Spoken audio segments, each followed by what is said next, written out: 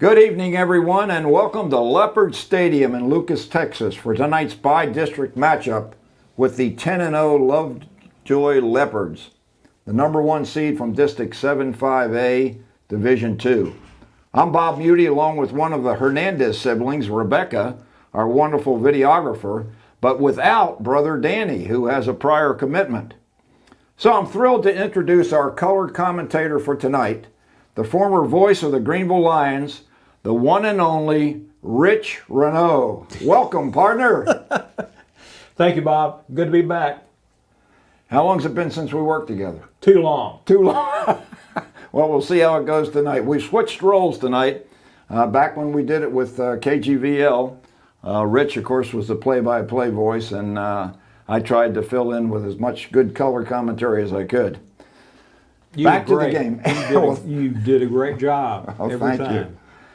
All right, Greenville comes into tonight's game, Rich, as the number 4 seed, sporting a record of 4-4 after a crushing defeat at the hands of the Ennis Lions last week. Coach Darren Duke told me today that he feels good about his team, which has been practicing in the mornings due to COVID, but his kids wanted to come out in the afternoon as well this week to fine-tune things. Talk about dedication, Rich. That's a key. When your kids are willing to, hey, we want to practice. We know we got this other practice here, but we want an extra practice, and they want to do that consistently. You've got heart on a football team, and anything can happen. That's the attitude we want to see tonight. Several players will be back from the injured list, including senior defensive tackle Sincere Jones, who will wear number 45, and offensive tackles juniors Caleb Leha and Greg Just. Junior Hugh Pitts will get the start at running back after not being available against Ennis, but wide receiver Caleb Johnson is out with a calf injury, along with Daniel Jimenez and David Ortega, both with knee injuries. But Coach Duke feels like his team has an advantage in speed and believes the kids will block and tackle much better. Greenville's defense is led by linebackers Davion Wallace and John Carlos Beltaton, the two leading tacklers. Defensive coordinator Danny Cobbin plans to string out the defense and emphasize pursuit and gang tackling. He'll also bring pressure in obvious passing situations with the aforementioned linebackers. For the Lions offensively, seniors Brandon Stevens, wide receiver running back Miles Denson, and wide receiver Sean Brown will lead the senior-laden attack, hoping to open up both the running and passing games. Denson leads the team in rushing with 689 yards and 10 touchdowns on 77 carries. Stevens has passed for 1,166 yards and 11 TDs, most of them going to Brown. Lovejoy is led by senior quarterback R.W. Rucker, a 6-foot, 180-pounder who's thrown for over 2,300 yards on 142 completions with only 3 interceptions. He's rushed for 116 yards and a TD last week, so he can do damage with his legs too. His leading receiver is senior Reed Westervelt, with 49 catches for 1,037 yards and 19 touchdowns. Freshman running back Matthew Maynard ran for 200 yards on 26 carries in last week's 31-17 victory over Frisco Liberty. And as a team, the Leopards have rushed for 2,271 yards and passed for another 2,394 yards. Looks like a very balanced attack, Rich. And those are the dangerous teams to play. When they're doing well on both sides of the ball, and they come out and they can throw and they can run, that makes a big difference, and it's a big challenge for any defensive football team. Greenville's got the ability to do it. You got to create your own breaks when you're playing against a team like these Lovejoy Leopards. I expect they'll be a pretty disciplined club. Have to be. You have to be. When you're playing a team like Lovejoy, you have to be on your game. You have to know where you got to watch the quarterback and his receivers. You got to make sure they're covered. You got to watch the running game. They're big kids up front, so you've got to figure out how you're going to pursue it if you're going to pursue. But Yeah. the coach has got a good scheme in place to have the kids do the right thing for the right length of time. Yeah, in my conversation with Coach Duke today, he was talking about reading your keys, that the guys have to read their keys and follow what they've been taught during the week. So that'll be really important that when we talk about discipline. This Lovejoy team averages 430 yards and 50 points every game. And 2 weeks ago, they defeated Frisco 38-28 to get the number 1 seed. Now, another playoff action tonight from District 8-5A. North Forney entertains Denison in Forney. Royce City travels to the Star to face Frisco High, the 2nd seed, and the team which eliminated Greenville in last year's first-round playoff game. And Ennis hosts Frisco Liberty at Lyon Memorial Stadium. Rich, you've been away from the broadcast booth for a while, but you've been keeping up with football, right? I have, and I enjoy it. I've missed being up here. I've been down on the field when it was cold and the wind was blowing and there's sleet in your face, and so yeah, it's good to be back up at the press box. Well, there's no question about the comfort levels in the press box compared to being down on the field. I remember when we did some broadcasts and we had a third guy down on the field, and that was beneficial because we could get that sideline report like they do in the pro games. But Rich and I will be doing it from the booth. We got a great vantage point here. The field is monogrammed, if you would, printed with Lovejoy in red on the black background, and then Leopards in red on the black background on the south end of the field. And right now, it looks like we got a little wind, Rich. It's been kind of blowing a little bit today, off and on. It's going to be coming out of the northwest. I don't know that that's going to hurt or help either of the teams. I think Greenville's going to be able to throw as well as can the Leopards, and obviously the wind it's never slowed me down when I was running, so when we're running with the ball, I don't think it's going to bother our guys. The field's in great condition. It's a terrific stadium, and the Lions are up to the challenge. Let's hope that's the case. I'll tell you what, this is going to be an interesting situation because Coach feels like he's got an advantage in speed. So just judging from what we've seen over the course of the season with Denson and Stevens, these guys can really go. And Otagus Johnson as well. I mean, you talk about speed. I mean, these guys, along with Caleb Johnson, Stevens, and Denson, were 3 of the members of that 4x100 relay team that probably would have contended for the state championship had the track season not been canceled in the spring. If they've been watching film, which they usually do before these games, they swap film, what you see on film is not necessarily what's going to be happening on the field, because the players, it can move faster. People like Miles, Denson's going to be able to do some things that the Leopards didn't think he could do, but they'll discover that on the field because it's not the same as watching film. When you get up and it's face-to-face stuff, and if your line is blocking, then it's way different tune to the game. As the Leopards run onto the field through their leopard head, the Greenville Lions on the south end of the field on the far side, getting ready to come out of their newly designed run-through and tunnel. We've got another really good night for football. We've been blessed all season, Rich, with really nice weather, and we got the rain out of the way this morning and early this afternoon, and I think we're going to be in for a really nice night of football. Yeah, I don't think it's going to affect the field, the rain that we had earlier today.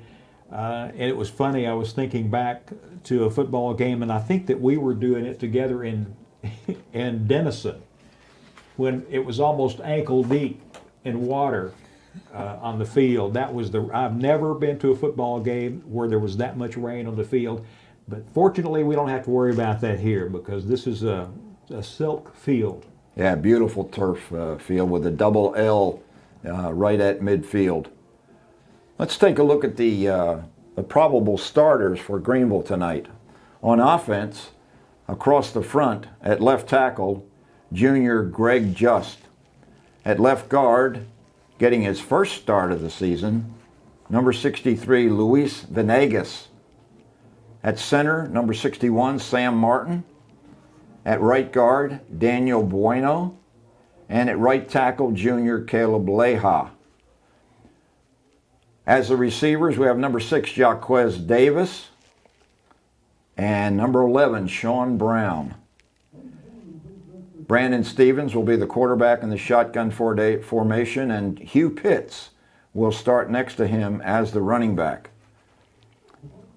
Other receivers are Zy Tyson, number 9, and Miles Denson. Those guys will be wideouts. It looks like we've got the toss, and it appears possibly that Lovejoy won the toss.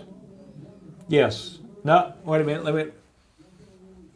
I think they deferred, and they'll go ahead and receive. That's Caleb Johnson in the middle of the field. He's, as we said earlier, he's got a calf tear, and the senior has missed the last couple weeks, and it was a nice gesture by Coach Duke to let him be the captain. So Greenville will be kicking off from our left to right, from north to south, and they'll have that little bit of wind at their back on the kickoff. If we have the H-back formation for Greenville tonight, Emiliana Portillo, the junior, will start at that position. The kicker tonight for extra point attempts will be Archer O'Neill, and the kickoff and punting duties will probably be done by Andrew Ibarra. The deep snappers are either Hunter Waters or Jeremiah McCown. And here's our national anthem.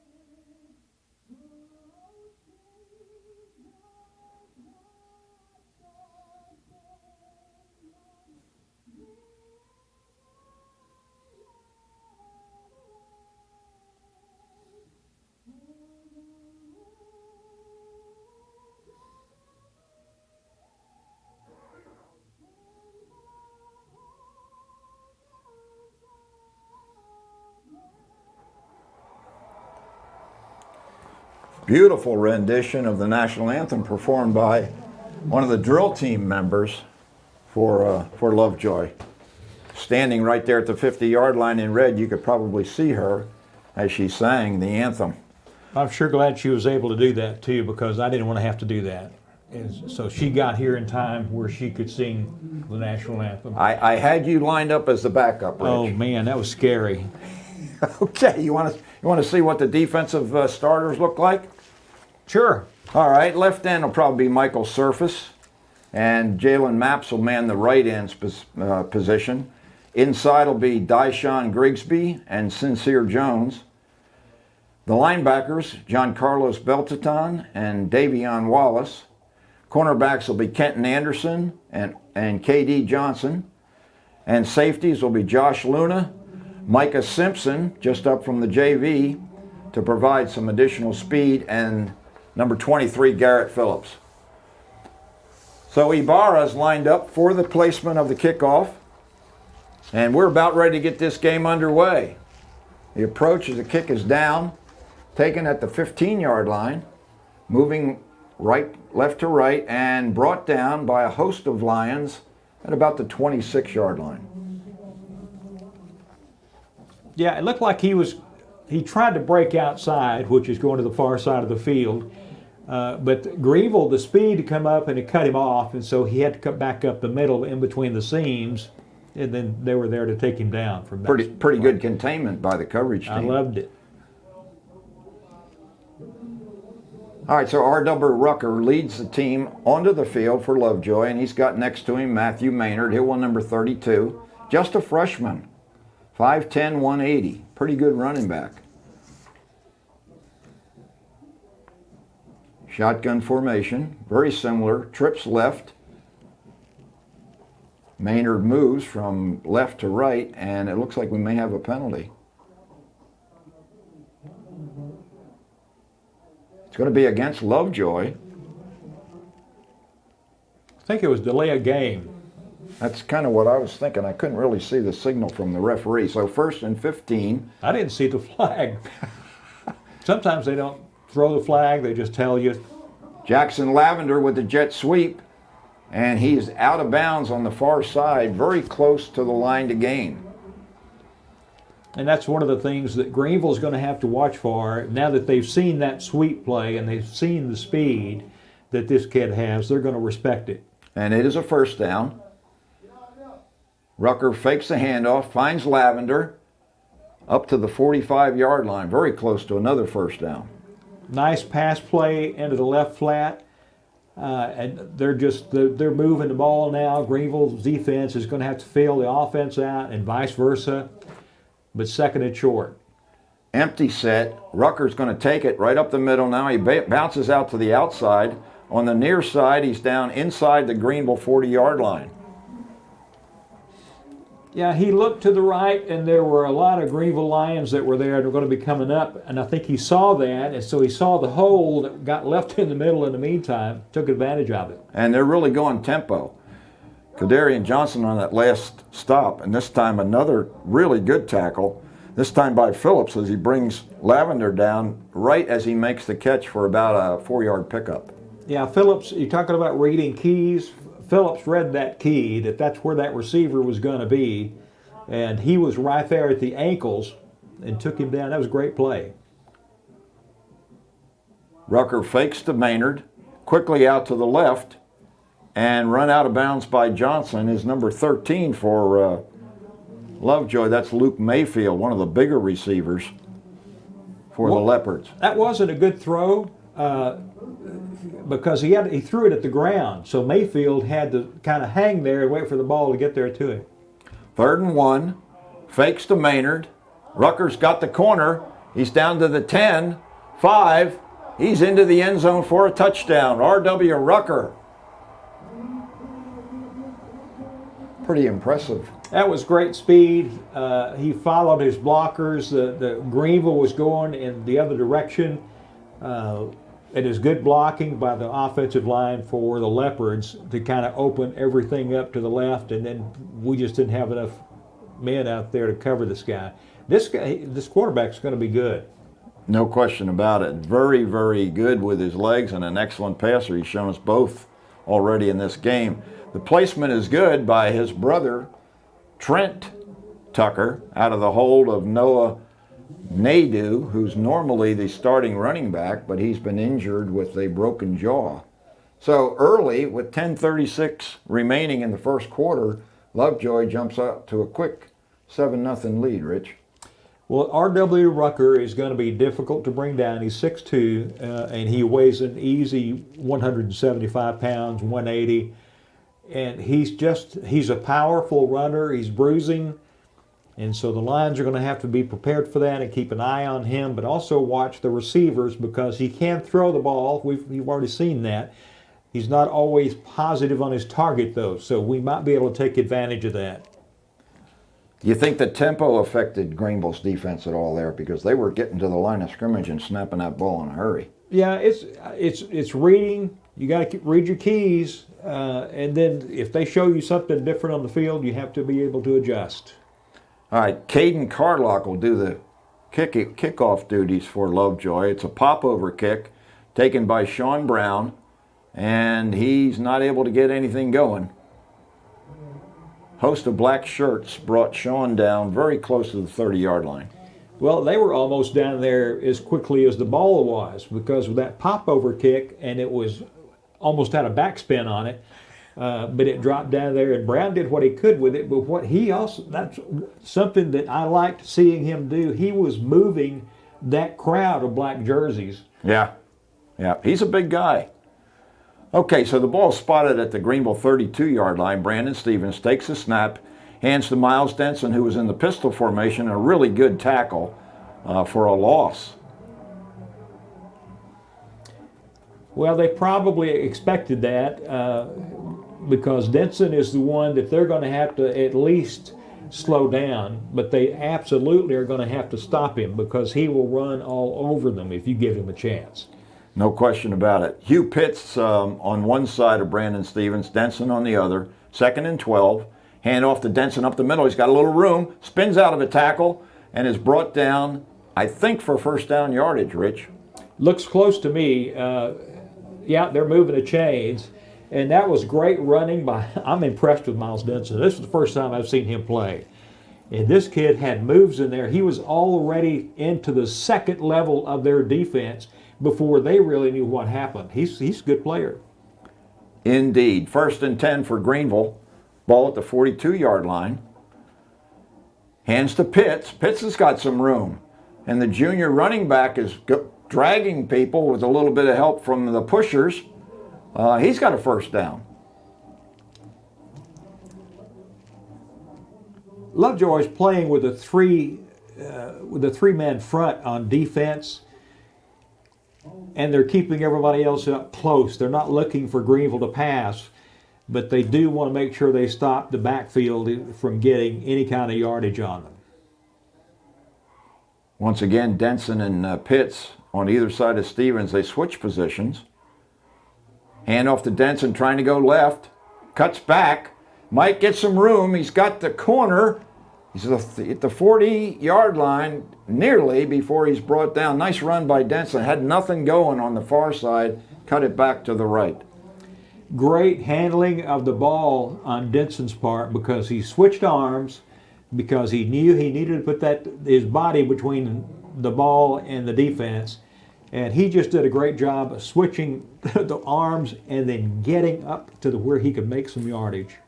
We'll call it a gain of 4. 2nd and 6. Hand off to Pitts. Pitts up the middle. And there's a flag on the play as he approaches the line to gain. I think I saw a face mask in there, but I'll wait and let the officials call that. Good eyes. Very good eyes, Rich. Not even using the binoculars, and you called that one. Okay, I'm done for the night now. You're going to retire undefeated? Okay, so this time a first down via penalty. The 15-yarder brings the ball down to the Lovejoy 22-yard line. Greenville's offense moving smartly here in the first quarter with 8:20 remaining. Senior Brandon Stevens, quick outlet to Denson, dodges a man, and then really nice tackle. He fumbled the ball. Yeah. That was one of the times he was not protecting the ball as he was carrying it, and I think a helmet got in on it. And fortunately for the Lions, Greg just dropped down on the fumble, but boy, we don't need a repeat of those. We had a few of those against Ennis, and they really hurt. But it was so cool to see because it looked like Leopards had the ball, but then when I saw that big body of him coming up off of the ball, it's good to see that Greenville recovered that. That was real good to see. Kudos to Greg Just. Brandon Stevens takes this one up the middle for a gain of about 5. He'll be close to first down yardage. What I'm going to be trying to look for is what they're doing, because Greenville is seeing something in the middle of their defense where they know that there's a weakness, and they're trying to capitalize on that. 3rd and 3 for Greenville. Low snap. Stevens fakes it to Pitts. Now he's trying to get around the corner. He's in a little bit of trouble. He steps out of bounds, short of first down yardage. He's close, but not close enough. Such a clever play because they were coming. Leopards were coming, and he knew that, but he was playing it out to the right all the way. He just didn't have enough room to make the cut downfield. Greenville moving into their power formation as Emiliano Portillo comes in at the H-back. Fourth, and we'll call it a long one for first down. Big moment for the Lions early. Hands off to Portillo, and he fumbles the ball. Yeah. I don't think he had the first down anyway, Rich. He was going to be right at it, but if he didn't get it, then they were going to have to turn it over on downs anyway. Yeah, disappointing finish to that drive.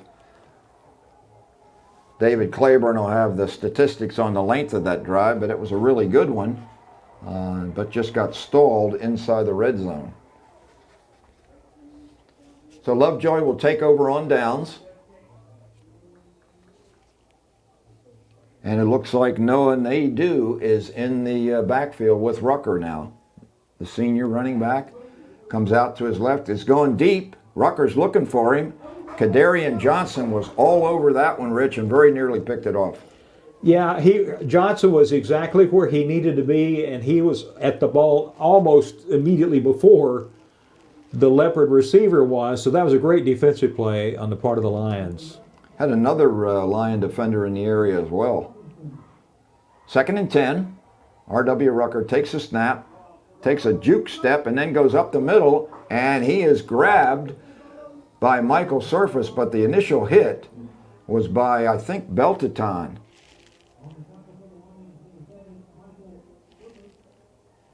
Good job by John Carlos and Michael Surface combining on that tackle. 3 receivers right, 2 to the left. 3rd and 9. Rucker has lots of time, finds his man at the 30, and the receiver makes it up to the 40-yard line. I think that might be Reed Westervelt, his leading receiver. Well, he's a good choice to throw to because he's tall and he's strong, and he found an open pocket. There's a little bubble that was floating in the secondary for the Lions. He took advantage of it. 1st and 10, handoff to Naidoo, and Naidoo's got a lot of room around the right side. Yeah, that's an easy first down play down to the 47 of the Greenville Lions with the Leopards moving from our right to left. They are on the far side now on that seam. Greenville's defense has got to get a play here. They need a big play, need a loss or a sack or a fumble, some kind of a turnover situation is what we need. Rucker hands to Naidoo. Naidoo has room again around the right side. Pickup of about 5 before John Carlos Beltaton and Wallace combine on the stop. They lined up with trips to the right side, and then they didn't throw over there. But the Lions were over there defending those 3 players, and then the running back just ran into the Greenville Lions defense. And there's a bunch of folks around Rucker this time around. They've got an H-back, a guy in a pistol, and the running back next to Rucker. Now the H-back moves to the tight end position. Handoff to Lavender coming out of the pistol formation. He's forced out of bounds on the far side, short of a first down.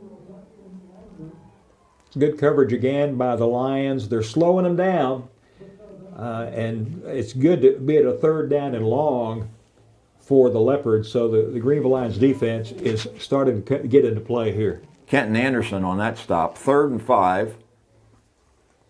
Rucker takes a snap, coming left. He's going to pitch it. He found Lavender, and Lavender's going to be smothered for a loss. That's that stop we were looking for from the Lions. And they did well.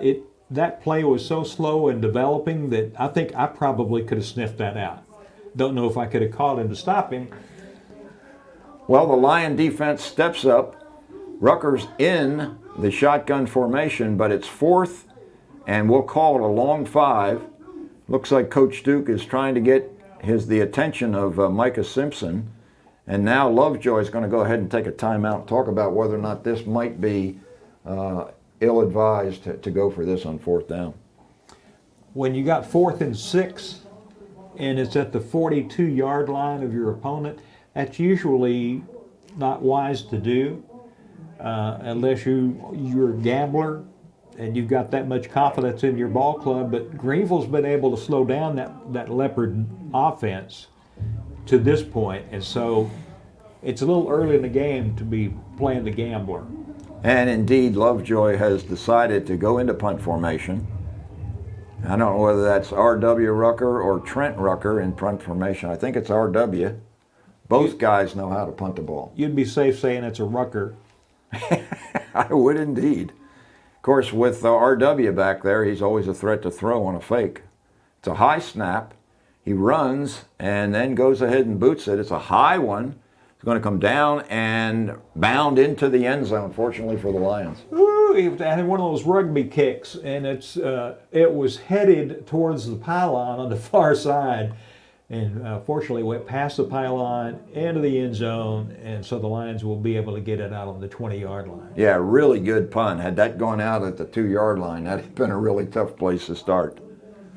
So the Lions catch a break as the ball rolls into the end zone harmlessly. And as Rich said, they'll start at the 20. Sean Brown, single to the right, twins to the left. Stevens hands to Denson. Denson had some room. It closed quickly, but he's still moving the pile. Picked up about 5, Rich, I think, down to the 25. He's looking for a penalty. Yeah, because they were holding on to him a little bit too long after the whistle blew. But Denson was, he found a spot, he took it, and he moved the ball out to the 4 yards beyond the line of scrimmage. And so we're making progress here. 2nd and 6. Denson in the slot with Brown to the right. Twins to the left. Stevens rolling right. He finds Brown, and Brown slips down at the 35-yard line, but he's enough for a first down. That was a sweet play and a very nice throw by Stevens, because Brown got to where he wanted to be, and the ball was there when he turned for it. It was a great offensive play by the Lions. Yeah, they're a pretty good tandem in the passing game. All right, 1st and 10 for the Lions. Hand off to Otagus Johnson, who's in there at running back, and Johnson is stopped after a short gain. It's good to see the Lions play this way because right now they're in control of the clock. We just need to get on the scoreboard. And I probably need to tell the listeners that the clock is showing 3:07 right now and running. Here in the first quarter at Leopard Stadium. 7-0, the Leopards lead the Lions. Hand off to Denson going left, far side. He is very close to first down yardage as he steps out, and I see some laundry on the field over there, Rich. Yeah, penalty marker was thrown at midfield, as a matter of fact, at the 50-yard line on the far side, so there had to be something happen when they tried to tackle him out of bounds, maybe. He actually stepped out of bounds at the 42-yard line, and that looks like a holding call against the Lions. So that one's coming back. That'll put the Lions in a tough position. It'll still be 2nd down, but they're going to be much longer than they were a few minutes ago. Yeah, it's 10 yards from the spot of the foul, and that hurts. Yeah, we'll call it 2nd and 13. Ball spotted at the 32 of the Lions. See if Steven goes to the air here. He fakes a handoff. He's looking deep. Now he's rolling left. He's scrambling. He's got a lot of room over there. Down to the 45, the 50. 45 of Lovejoy before he steps out of bounds with a first down for Greenville. He saw that space over there before the Leopards could adjust to it, and he was already in it and moving downfield with it. That was a great play. Good hustle, good play on the part of the rest of the offense moving to this side of the field, which was drawing the Leopards off. Then they had to chase him down on the far side of the field. And he's a pretty tough guy to chase down. Yep. So once again, another Greenville first down, this time courtesy of Brandon Stevens with the scramble. Ball now at the 43-yard line of the Leopards. Handoff this time to Otis Johnson. He's up the middle for good yardage. Nice down. Yeah, nice holes by the guys in the middle up there. Give credit to Sam Martin and Luis Venegas and Daniel Bueno. Boy, they're opening some holes for these guys. And this line, defensive line, is bigger than Greenville is, but Greenville's moving them. 1st and 10. Hand off to Johnson. He's bottled up, trying to break tackles, and he picks up only 2 yards before he's brought down by a bunch of black-shirted guys. Yeah, they were coming with a blitz from the near side, and fortunately the handoff took place long before they got to Stevens, and they were actually able to get a couple of yards on that play. I'm not enamored with that spot. It looked like Johnson at least made it to the 30-yard line, but they've spotted it at the 31. So it's 2nd and 9. Denson in motion. It's a jet sweep. He cuts in. He's still loose. And he decides to slip out of bounds knowing that he's got first down yardage. Great run. Great blocking by the Lions front. Just getting in the way of the Leopards, and the Leopards are going, "What? Excuse me, would you move?" Well, we've had some good downfield blocking from our wide receivers this year too, Rich, and I think that was the case in that situation. Denson was supposed to go real wide, and he cut it up and made a really nice play out of it. Now he goes into the pistol formation. Johnson in there, fakes the handoff, pitches to Denson. Denson's in trouble. And he manages to get back up to the line of scrimmage. Doing a good job with the line and playing against the Leopards. The Leopards aren't sure what to do. They got the Lions have their defense guessing, and you always like to be on that side of the play in a mind play. But the Lions are playing sharp. They're perky. If I could use that word. Perky's a good one. Yeah. I don't think I've ever used that before on the air. Blake Slaughter, the middle linebacker for Lovejoy, was in on that play. He might be kind of spying Miles Denson. 2nd and 10 for the Lions. Handoff this time to Otagus Johnson, and he had a lot of room, and he tried to make a cut. I think it'd been better off if he'd have just run straight forward, Rich. He had the hole, and he started to try to go through it, and then decided to kind of dip off to his left, and that was going towards a Leopard defender. And so he didn't get all the yardage that he wanted, but it's still 3rd and short inside the 10. Yeah, still a nice run and great hole by that offensive line again. Otagus OJ has a tendency to try to make the bigger play all the time rather than just, take what is there, and I think maybe that had been the case that time. So it's 3rd and 2 for the Lions. Stevens on the keeper, nothing doing. Now the Leopards were up for that. They all came, is almost like the entire Leopard team started sliding to the left, which would be to us, and they cut off everything. All the lanes were gone. Yeah, they just brought a bunch of heat up to like a 6-man in a box, and they stopped them pretty quick. So looks like the Lions are going to try for a field goal. Archer O'Neal out of the hole to Garrett Phillips. Kick is up, and it is good. Nice job by the sophomore kicker, and the Lions this time come away with some points with 8 seconds left here in the first quarter. That was a nice field goal from, I think it was, 27 yards, maybe? Close enough. Yeah, I think it's 27 when you look at the field goal with the goalpost being 10 yards deep in the end zone. That would have added to it. But it was a good snap. The holder did his job, and then O'Neal did exactly what he was supposed to do. That's how the team works. And that's only the second field goal that the Lions have made this week. The last, or this season, the last one was against Ennis when Ibarra kicked the field goal. So I was kind of surprised to see O'Neal in there on that attempt, but he has gotten stronger since they brought Ibarra up from the JV to provide a little competition. Well, I'm just glad that Zerline is not down here kicking. Yeah, he had a little trouble on Thursday night. And Ibarra's kick this time is a little deeper. It's going to come down in the end zone. It's going to be returned out to the 15. Lavender up to the 30, still going. Finally, the Lions wrestle him down. Actually, they finally get him down. He's still being pushed. Yeah, they stopped his forward progress after he got out to about the 33, maybe the 31-yard line, and that led the first quarter of play. But he did a good job on the return. It was a good kick. And I think perhaps the Lions may have thought, okay, that's a really good kick.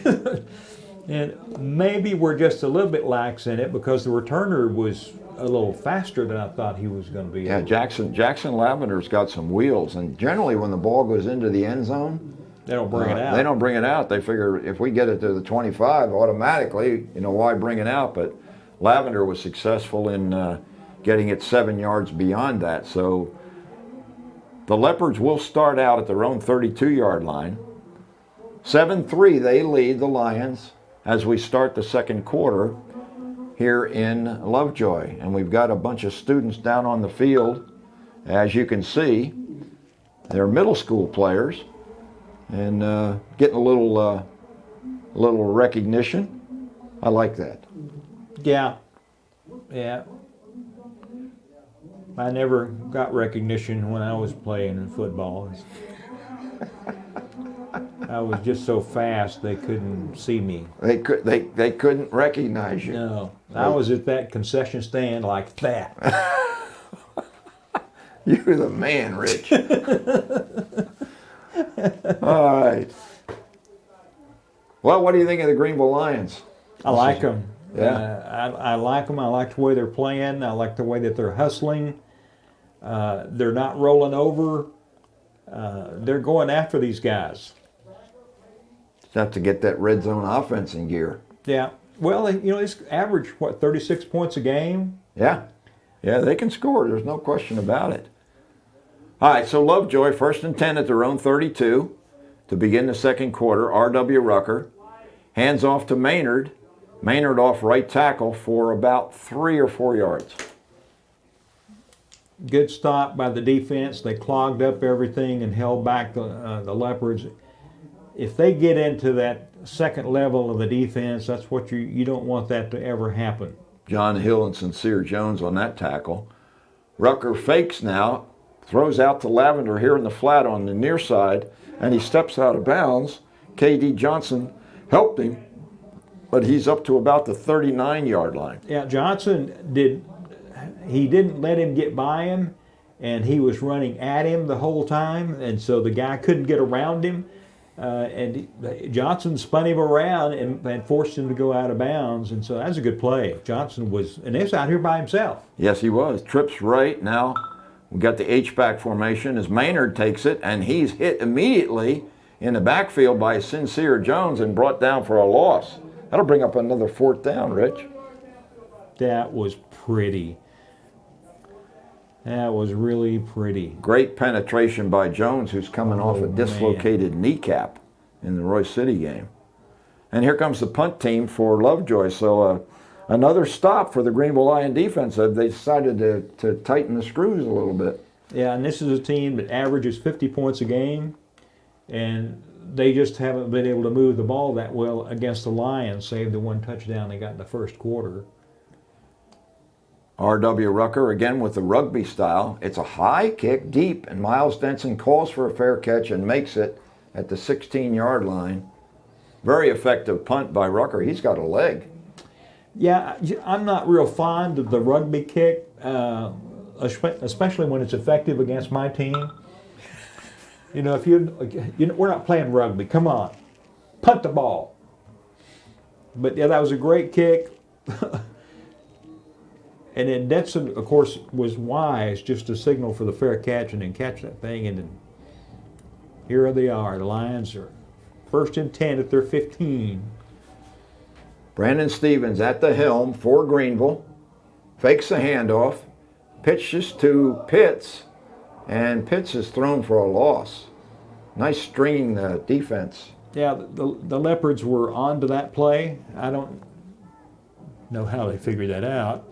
But they were flowing with the Lions to the far side of the field and get a 1-yard loss for Greenville.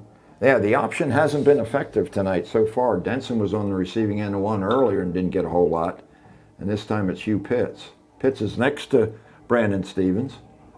Stevens rolling, finds his man downfield. That's Zy Tyson on the catch. That was a great catch. The throw was right on the money. It was a little bit hot for Zy, but he was able to put it down when he was tackled by two different Leopards at the same time. Third, and we'll call it 4 to go.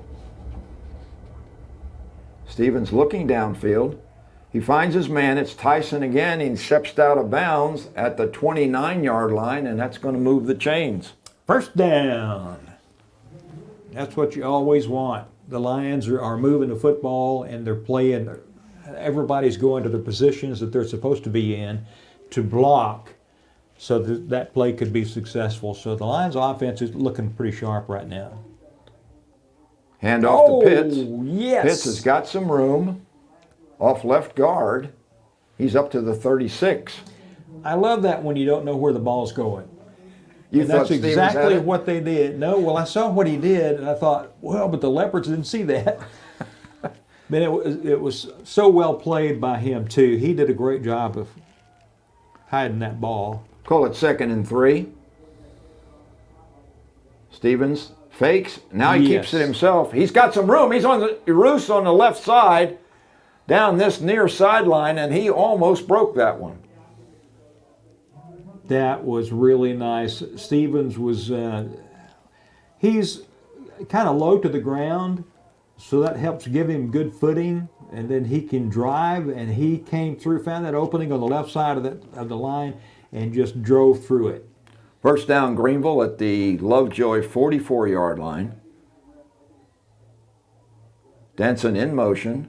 He gets the ball on a jet sweep, and he's limited to about a 4-yard pickup. Well, he saw a hole, I think, just on the right side of the line, and he thought he could get through that crease it closed up too quickly, but he was still able to gain about 3 yards on that play. Yeah, we'll call it 2nd and 7. Ball spotted at the Lovejoy 41-yard line with 8:20 remaining in the first half. Lovejoy leads Greenville 7-3. Brandon Stevens, senior quarterback, having a really good game thus far for the Lions. Denson in motion. He fakes to Pitts and Denson, and now Stevens is in trouble, and he's thrown for a loss. Yeah, he tried to get clever, and it just didn't work. He spun around and did a 360, which gave the defense time to catch up with him and then take him down. So they little, not quite there that time. You think that might have been a broken play? It could have been, but it didn't look like, based on the way he was carrying the ball, but he sure looked like he was out there by himself and wasn't supposed to be. The Lions now are faced with 3rd and long. We'll call it 3rd and 8. Big possession for the Lions as they're trying to even the score here or go ahead. Brandon Stevens now on a scramble, and he's not going to get to the first down sticks. He's about 5 yards short. Yeah, he took it down to the 39 and almost slipped through, and I didn't get the Leopard player that got a hold of his ankle. But yeah, it's 4th down now. The Lions have got to either punt. They're going for it, Rich. Or go for it and get a first down. Maybe a touchdown would be nice. 4th and 5. Rich doesn't want much. There's a man who jumped off sides. This might be a free play. Jaquez Davis on the reception down at the 15-yard line. So that penalty, provided it is against Lovejoy for a encroachment, will be refused, and the Lions, as a result now of that pass reception by Davis, have the ball at the 16-yard line. That was the exact play that I told them that that's what you need to do in 4th down. You drew that one up, yeah, right? Yeah. I thought you had, yeah. In my mind. In your mind. Okay, Lions now inside the red zone. This is where it's gotten tough for them. Let's see if they can do a little bit better this time around. Brandon Stevens Hands to Pitts, and not much doing. Not much doing as number 40. Blake Slaughter, the middle linebacker for the Leopards, he saw what was going to happen. He just cut through the Greenville defensive line and took the legs out from under the lines. 2nd and 9 for Greenville. Ball spotted squarely at the 15-yard line of Lovejoy. Looking to pass is Stevens. He finds Denson. Denson's down inside the fight. He's in for the touchdown. Brandon Stevens to Miles Denson, and Denson uses his speed and elusiveness to bust into the end zone standing up. He's just by you before you even know he's there. And that was just he's incredible to watch. Nice delivery by Stevens. Hit him right on the 3, and Denson did the rest. So Archer O'Neill now will line up for the PAT. 9-7 the score right now, looking to make it 10, and that one is not going to be any good. That might have been partially blocked. I think somebody got a hand on it, and then the kid that came down with it, Chief Collins, just took a knee in the end zone instead of trying to bring it out, which sometimes they'll do. But Greenville Lions have got the lead now. Yep, 9-7. We're going to take a short break to catch our breath. And we'll be right back for the kickoff here with 5:53 remaining and the Lions in front 9-7.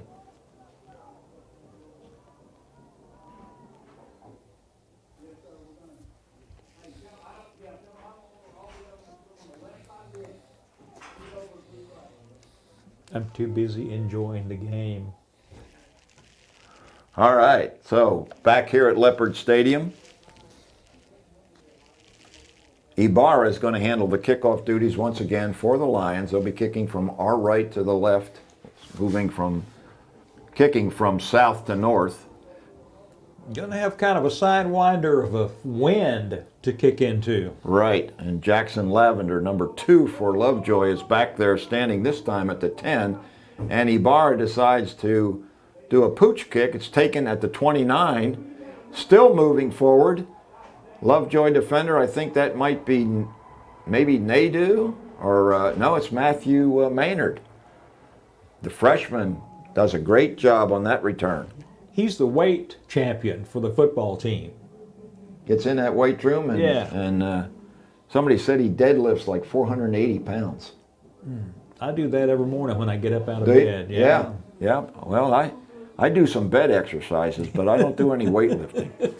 All right, so first down for Lovejoy. They're at their own 47-yard line after that nice return. Rucker rolling right, fakes a pitch, looking deep. Yeah, he's looking. And he's got a man. It's Westervelt, and Westervelt brings it down. There is a penalty on the play, but I think that's going to be pass interference against the Lions. Yeah, one of the Lions caught hold of his left arm and pulled it back, but it didn't affect the catch being made, which to me is no harm, no foul. But they are picking it up. They picked up the penalty flag, but the reception stands. Nice job by Westervelt on that reception with 2 Greenville defenders hanging on him. First down for Lovejoy inside the 15-yard line of the Lions. Chain gang getting a little bit late getting over there, so the referees hold the play. Maynard next to Rucker in the backfield. H-back in position. Maynard gets it, and he's got some room over left tackle. They had, being Parker Breathwaite, was the tackle, and he was working with the guard to move the Greenville Lions and create that hole for him to run through. Phillips and Wallace on that tackle. Gain of 4, 2nd and 6. Ball spotted at the 9-yard line. So Lovejoy can get a first down without getting a touchdown. R.W. Rucker, senior quarterback, fakes to Maynard and finds Westervelt on a slant pattern for a touchdown. That was beautiful. That was beautiful.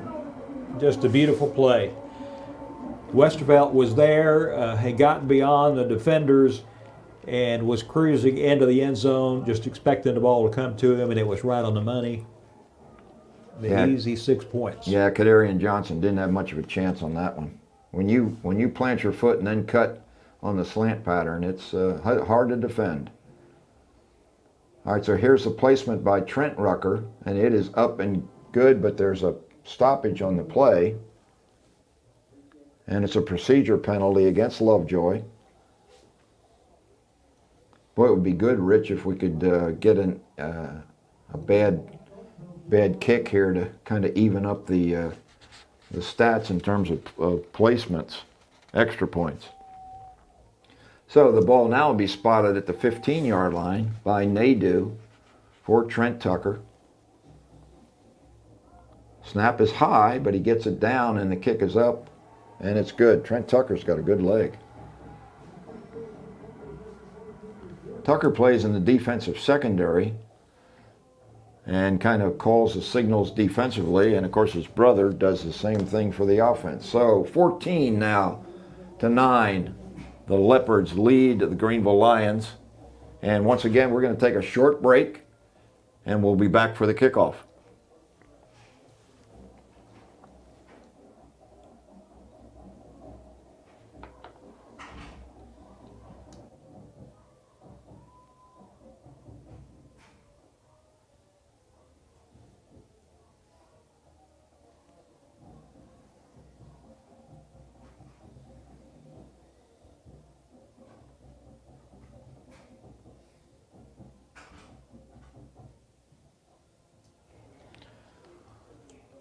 Bob Mutey and Rich Renault back here at Lucas Leopard Stadium, where with 4:41 remaining in the first half, Lovejoy has just scored a second touchdown to go ahead 14-9 over Greenville Lions. Here's the kickoff by Trent Tucker. It's going to go into the end zone. That'll be brought out to the 25. Lions didn't want any part of that one, Rich. No, and that's the wise thing. It's so much easier to work from the 25 than it is to work from the 5. So sometimes it's not good to bring it out of the end zone. And so I like that option that you've got. But yeah. And that was what, within the last 5 to 8 years that they decided to move that starting point out to the 25-yard line. But yeah, if you try to run it out, there's always a chance of a penalty too. It happens so frequently in the pro game, blocking in the back or holding, and you end up starting, like you said, around a 5-yard line. So 1st and 10 for the Lions. Denson in motion. He hands this time to Otagus Johnson, or maybe that's somebody bigger than Otagus Johnson. Let's see who that is, but he's up for first down yardage. The ball is stripped away, but I think they called him forward progress. And that was OJ. Yeah, he was down. But that was a very nice hole that the offensive line opened up for him to run through. But they closed it pretty fast, but it was not before they got the first down. Johnson's quick, and it'll be 1st and 10 now at the 36-yard line of Greenville. Once again, Denson in motion. He gets the handoff, but he is trapped and thrown for a loss. I think they're trying to catch up with him and keep somebody on him at all times. And that the play before this one, it was because of his motion coming to the near side that they were able to hand the ball off in kind of a sneaky play. Right. Well, there's no question. They're keying on Miles Denson, and when he gets it, he's got some people around him. 2nd and 11 for the Lions. Hand off to Hugh Pitts, and Hugh Pitts has got a first down. Nice run. Nice run. Running through that hole that they opened up in the middle, and he was headed for the end zone. It's the thing that, it's not like I'm just trying to get some yardage here. If you guys would stay out of the way, I could score. He's more of a north-south runner than OJ. So first down for the Lions at the 46. Tyson in motion this time. Handoff once again to Pitts. Pitts has good yardage off right tackle into Lovejoy territory. Had Tyson moving to the right side, and I think that was distracting the Leopards defense, which forced them to call a timeout now on a second down play coming up. And Pitts went out of the game Hope he's okay. So timeout. We'll take the break with them, and we'll be right back in 30 seconds.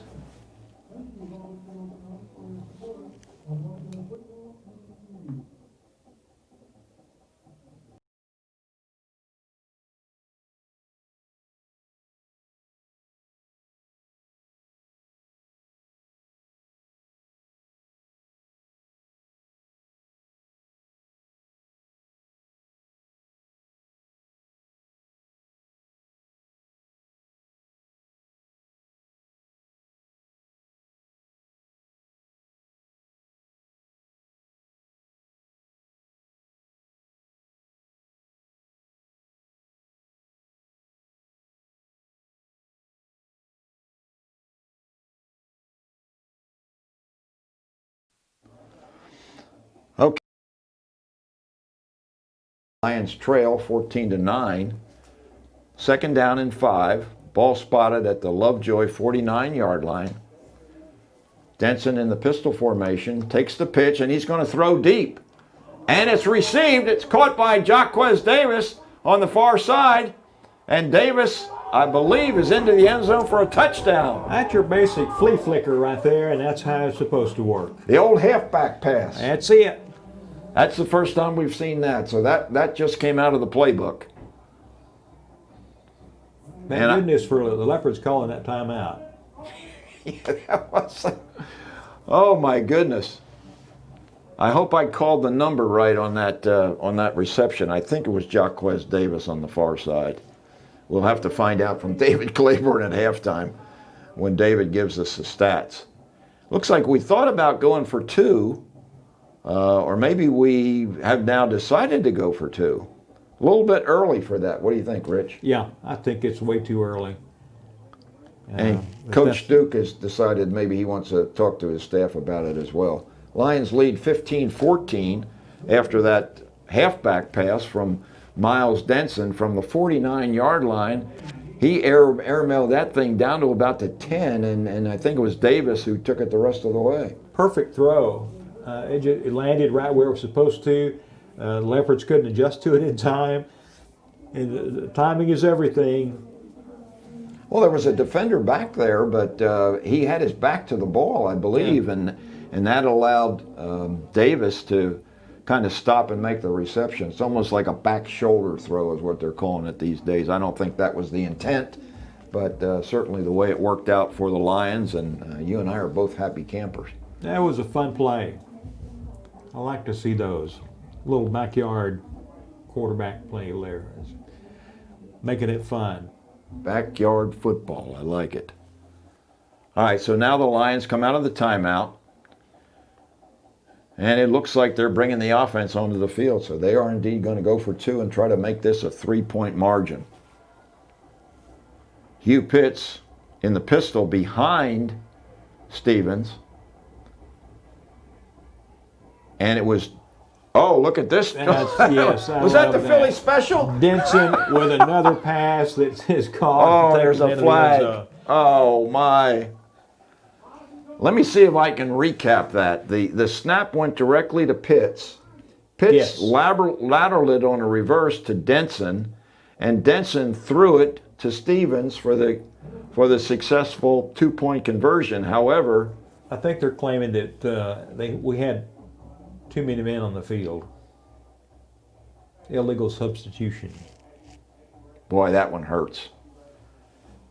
Great call. Brett Alexander's pulling some things out of the grab bag tonight. Well, you know, it's when you get into the playoffs, you have to have those plays. And look at this, they're going for it. Even after the 5-yard penalty, the Lions are going to give it a whirl for a 2-point conversion. I'm good with that. I'm good with it as well. Trips left, single receiver to the right. Stevens in the shotgun with Pitts, looks right, and it's incomplete in the end zone. He was looking for, I think, Sean Brown.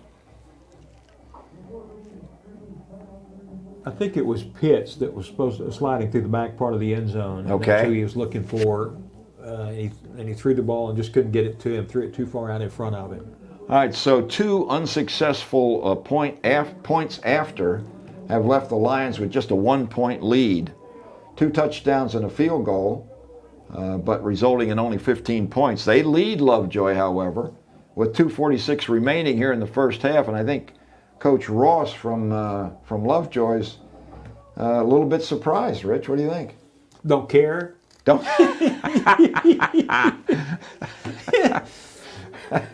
I'm happy that Lions have got them kind of stifled for the moment, and I'm good with a 1-point lead. We've already pulled a snooker on them a couple of times, and they didn't know what to do with it. Yeah. So we're doing good. Well, the speed advantage has certainly played a part in this first half so far. Andrew Ibarra now with the kick. And it's a kick that's going to come down at about the 15-yard line where Lavender takes it. He's up the field. He's loose, and he's brought down right at the 40-yard line. Well, I credit this official because he threw the flag about 35 yards. He's got a good arm. Yeah, good throw by the back judge. And this is probably going to be against Lovejoy, if I had to guess. Kadarian Johnson made a nice tackle on the coverage team, but that is a hold against Lovejoy that'll move them back 10 yards. The coverage team's struggling a little bit for the Lions tonight. Yeah, they were kind of caught flat-footed because he came right up the middle. He was right in between the seams and was breaking it. Yeah, he covers ground in a hurry, too. Yeah, he did. He's pretty quick. He did. All right, 2:40 remain here. 15-14, the Lions lead. Ball at the 30-yard line of Lovejoy. Rucker fakes the handoff and follows Maynard through the hole, breaks out of a tackle of Dyshawn Grigsby, and spins up for about a 7-yard pickup. Grigsby did a good job of getting a hand on him. He just couldn't bring him down, but he almost did. Lovejoy quickly to the line of scrimmage. 2nd and 3. Rucker fakes the pass and keeps it, and he's breaking tackles all over the place, Rich. Finally, tripped up. Garrett Phillips just grabbed him by the ankle, but he's got a first down. Yeah, they tried to box him up, but he's really pretty quick for his size, and now they're back up at the ball. First down for Lovejoy, 42-yard line. Fakes to Maynard, looking downfield. Now he's under pressure by Maps and decides just to toss it out of bounds. Good job by Jalen Maps to get some pressure on the quarterback. They did. They forced him to just throw it away. He couldn't do anything with it. The secondary had all the receivers covered, and so everybody was doing the exact job that they were hired to do. John Hill goes out of the game in favor of another defensive back. So it's a 3-man front for the Lions, expecting the pass. Rucker has lots of time, and it's incomplete, intending for Lavender. That was a low throw that time, Rich. And I thought that it was maybe giving Greenville a chance to get to the ball because the speed was coming up. That was Denson that was covering over there. And I think he tried to scoop it before it hit the ground and didn't quite get there. Third and 10. It was close. Third and 10 for Lovejoy. Fakes to Maynard, spins out.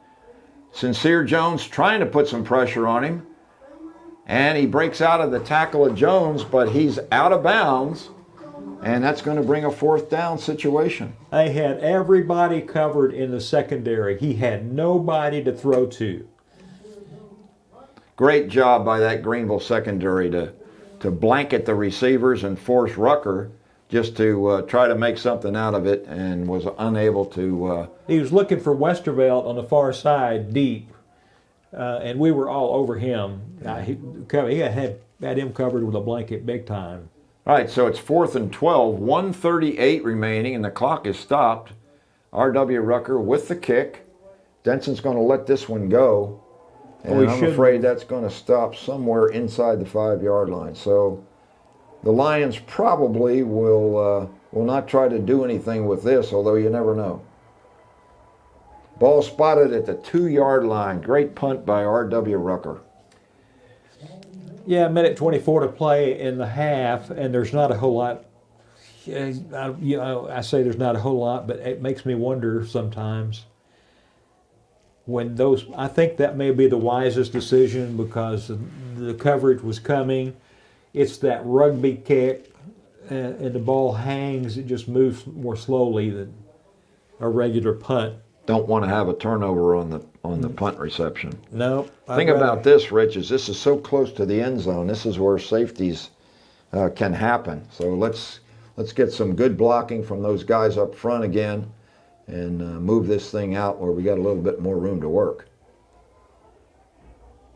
I think that might have been Denson. It was. He got out maybe to the 2. Yeah, very, very little gain, if any. Clock is moving. Both teams have used most of their timeouts. I'm not sure how many they have left, and the scoreboard doesn't tell us anywhere, Rich, that I can find out anyway. We'll call it second down and 10, still from the 2-yard line. Lions substituting, and now somebody goes back off the field. That was Otagus Johnson. Denson in the backfield with Brandon Stevens. Stevens trying to throw a pass and throws it into the ground, probably pretty smartly. Kind of a strange play call there, Rich, because it stops the clock. Yeah, you don't want to stop the clock, but you don't want to give the ball away either. And it looked like that's what they were, that the Leopards were playing for. Because if they could get their hands on the ball down here inside the 5-yard line or inside the 10. Well, it's going to be 3rd and 10 for the Lions from their own 2-yard line. They're backed up into their end zone. Brandon Stevens now will take the snap. He hands this time to Otagus Johnson, and Johnson's got some room this time, and he's out to the 10-yard line, but not enough for the first down. And now the timeout from Lovejoy. So this will force a punting situation. Ibarra is going to be standing in his own end zone. Think Lovejoy will put the pressure on him, trying to get to him? I would. It's a quick way to 6 points if you can get there. Yeah. And that's what he's going to try. I think that's what they're going to try to do. The Lions try to fake punt against Ennis, but they weren't in their own, close to their own end zone. So this is going to be a tough call, and let's hope Ibarra can get this one off and we get some kind of coverage down the field and prevent a big return. Yeah, 'cause there's only 36 seconds to play. Yeah, and if we hadn't thrown that one pass, that 36 seconds would probably be gone. Yep. But we did. So here we are. Here we are. Yep. Josh Luna in the blocking back position for the Lions. Andrew Ibarra. Hunter Waters with the snap. It's a good snap, and he gets the kick away. It's a good kick. Comes down at the 40. And was a fair catch called for by Trent Rucker, but then he looked like he tried to run with it. So that's what it looked like to me. But fortunately, the Lions that had already hit him didn't try to take him down. It's like they caught him because they knew that he had the fair catch on, and the players were alert to that. 28.3 remaining, and Lovejoy is going to start at the Greenville 38-yard line, and with R.W. Rucker and Reed Westervelt and some of these other receivers, this is a dangerous situation for the Lions. Looking for a pass right here. I think you're right. Rucker fakes to Maynard, has plenty of time. Now he's under pressure, spins out. Sincere Jones looking to, and he runs him out of bounds at about the 32. Reed Westervelt was trying to get away from the Lion defender who had him trapped over here, and I'm not sure who that young man was. It may have been Johnson, I'm not sure, but he did a good job of hanging on to Westerveld. Lions are going to take a timeout here as Lovejoy was back up the line of scrimmage, and the Lions were trying to do some substituting, trying to figure out who they want in man-to-man coverage against who. I think it was K.D. Johnson that was the defender working on Westervelt, and just was on him just like a shadow. And Westervelt couldn't shake him. Well, that's what it's going to take here in the next 20 and a half seconds if the Lions are going to take this 1-point lead into the locker room. Interesting game thus far. Some really good defensive stands by both teams, particularly by Lovejoy in the red zone against Greenville, forcing a turnover on downs on one possession and then forcing a field goal in the next one. Well, I'm impressed with the way that the Lions are playing. They're crisp, they're where they're supposed to be, and they're playing tough football, and they want to go to the next level. 2nd and 4 for Lovejoy. Maynard moves back next to Rucker. Fakes to Maynard. Has plenty of time. And he finds Westervelt for a touchdown. It's exactly where he's looking when they go down this side, and that's what they were trying to do a while ago and didn't get to, but Westervelt got loose. And that's what happens when he's loose. And that's a killer. Excellent throw and catch. Now we know why Westervelt has 19 touchdowns. He's a very, very good receiver, and Rucker just hit him right between, right on the number 7. So that's a crushing blow for the Lions going into the locker room. Trent Tucker now attempts the extra point. It's up and good. So that makes it 21-15, and boy, what a change in momentum there, Rich. But it's not big. It is momentum. But the Lions are still within striking distance. They've still got time, and they've still got the players to pull this thing off. And so they're good. It's all good. Life is good. And they will get the second half kickoff. Yes, they will. So maybe they can get the offense going early in the second half. There are 17 seconds plus remaining. Maybe we could hope for a long kickoff return for a touchdown. We've seen those before from Greenville's Or I'd players. take a short kickoff return for a touchdown. I'd take either one of those. They do a little pop over, and you just take it and run right through the line and get down to the end zone before they know what hit them. Well, with Micah Simpson and Miles Denson deep to receive this kickoff, that speed probably is going to mean we'll see another pooch kick from Trent Tucker. He approaches, and it is a deep kick, and Denson's going to take it. Simpson lets him have it.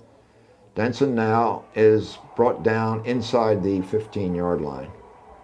Came down a little awkwardly. Hopefully he's okay.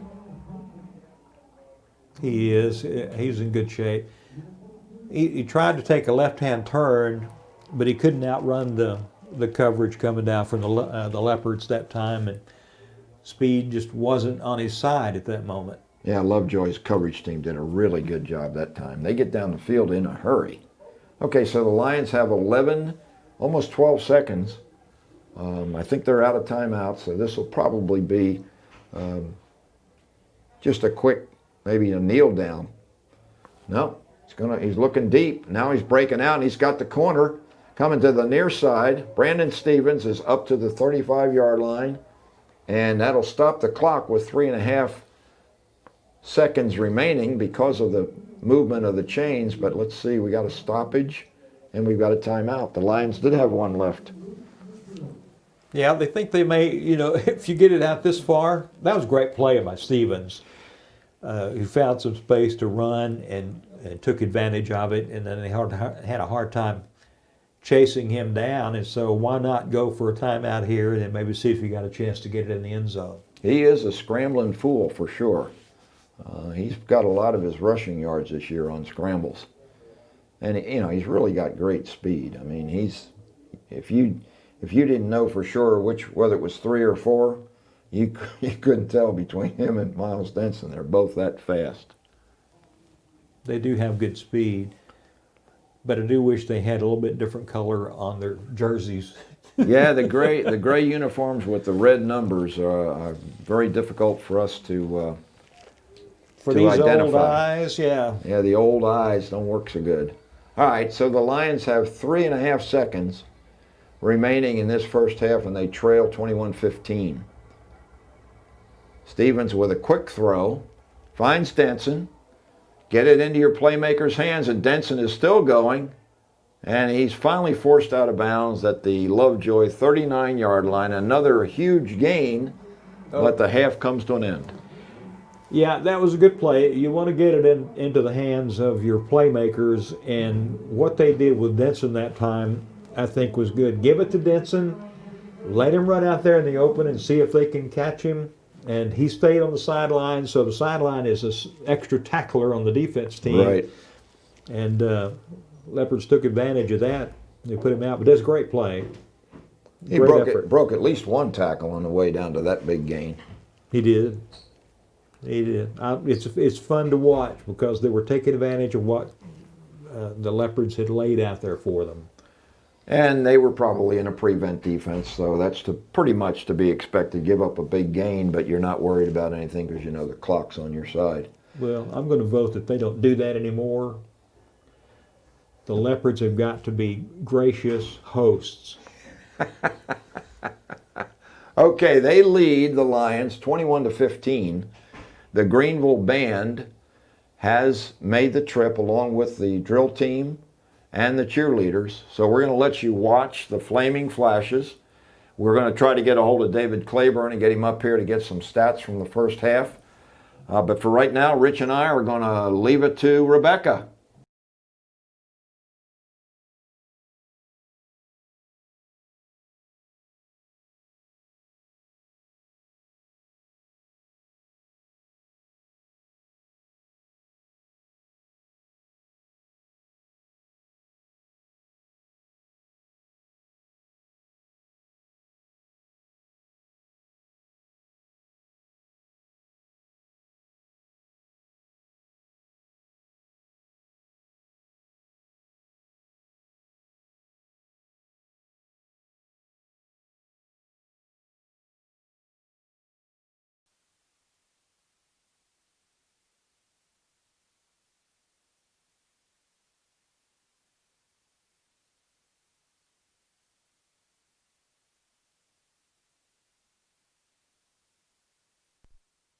Ruby Hernandez and Ramon Guerrero. And Colonel Ashlyn Bond, daughter of Daniel and Ashley Austin and the late Clarence Bond. Outstanding flashes of the week are Alana Rector, Katie Hamilton, and Monica White.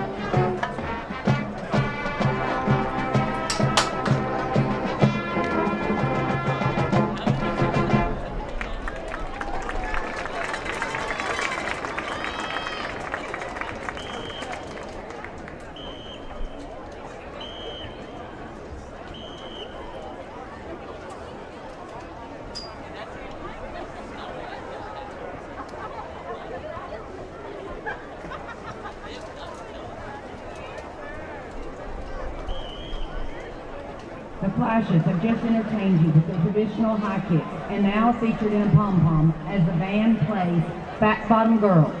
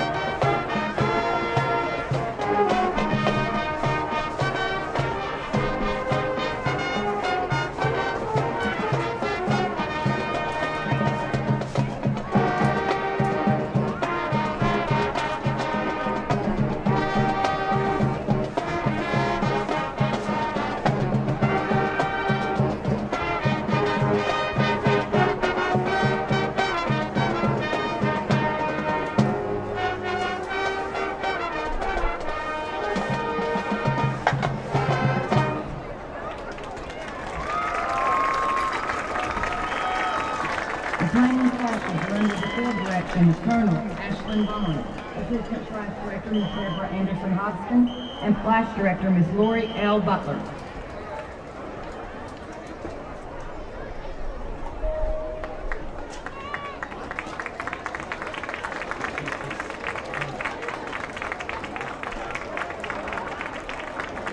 Good evening, and welcome to the Line Pride Band's portion of tonight's halftime performance. Greenville Independent School District is very proud to present the 2020 edition of the Line Pride Band from Greenville High School in a performance of pride. Tonight, our award-winning band will perform their 2020 marching show, Dream On. The band will perform their show with the music Eleanor Rigby, House of the Rising Sun. Band Student of the Week goes to Taylor Storm. Drum majors for the band are Tobias Hackney, Karen Ocho, and Sydney Sadler.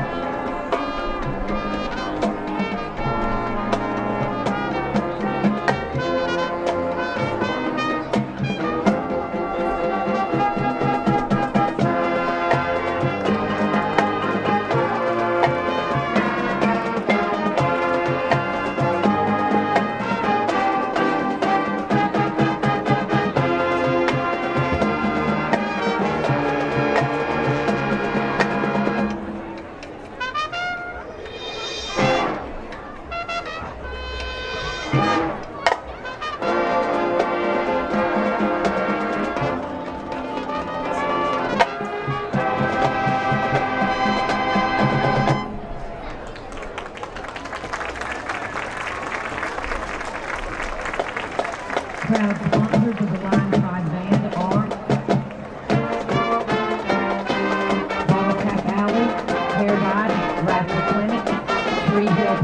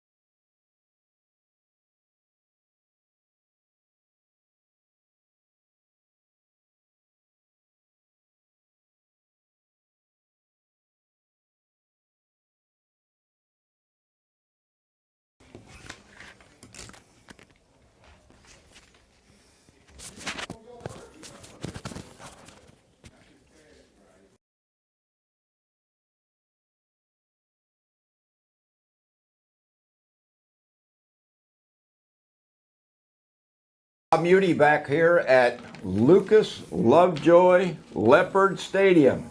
And I've got David Claiborne from the Greenville Herald Banner here with me to bring us up to date on the statistics from that first half. David? That statistical sheet kept me busy. I'll bet. I'm telling you, both teams were moving the football. You know, believe it or not, the Greenville Lions have 313 total yards. The Leopards have 229. Oh, my goodness. Greenville has 196 yards rushing. They've been spreading it out. You know, Miles Denson, 10 carries, 41 yards. Hugh Pitts, 8 carries, 39 yards. Brandon Stevens, 75 yards on 8 carries. And O.J. Johnson, 41 yards on 6 carries. So they're spreading it out.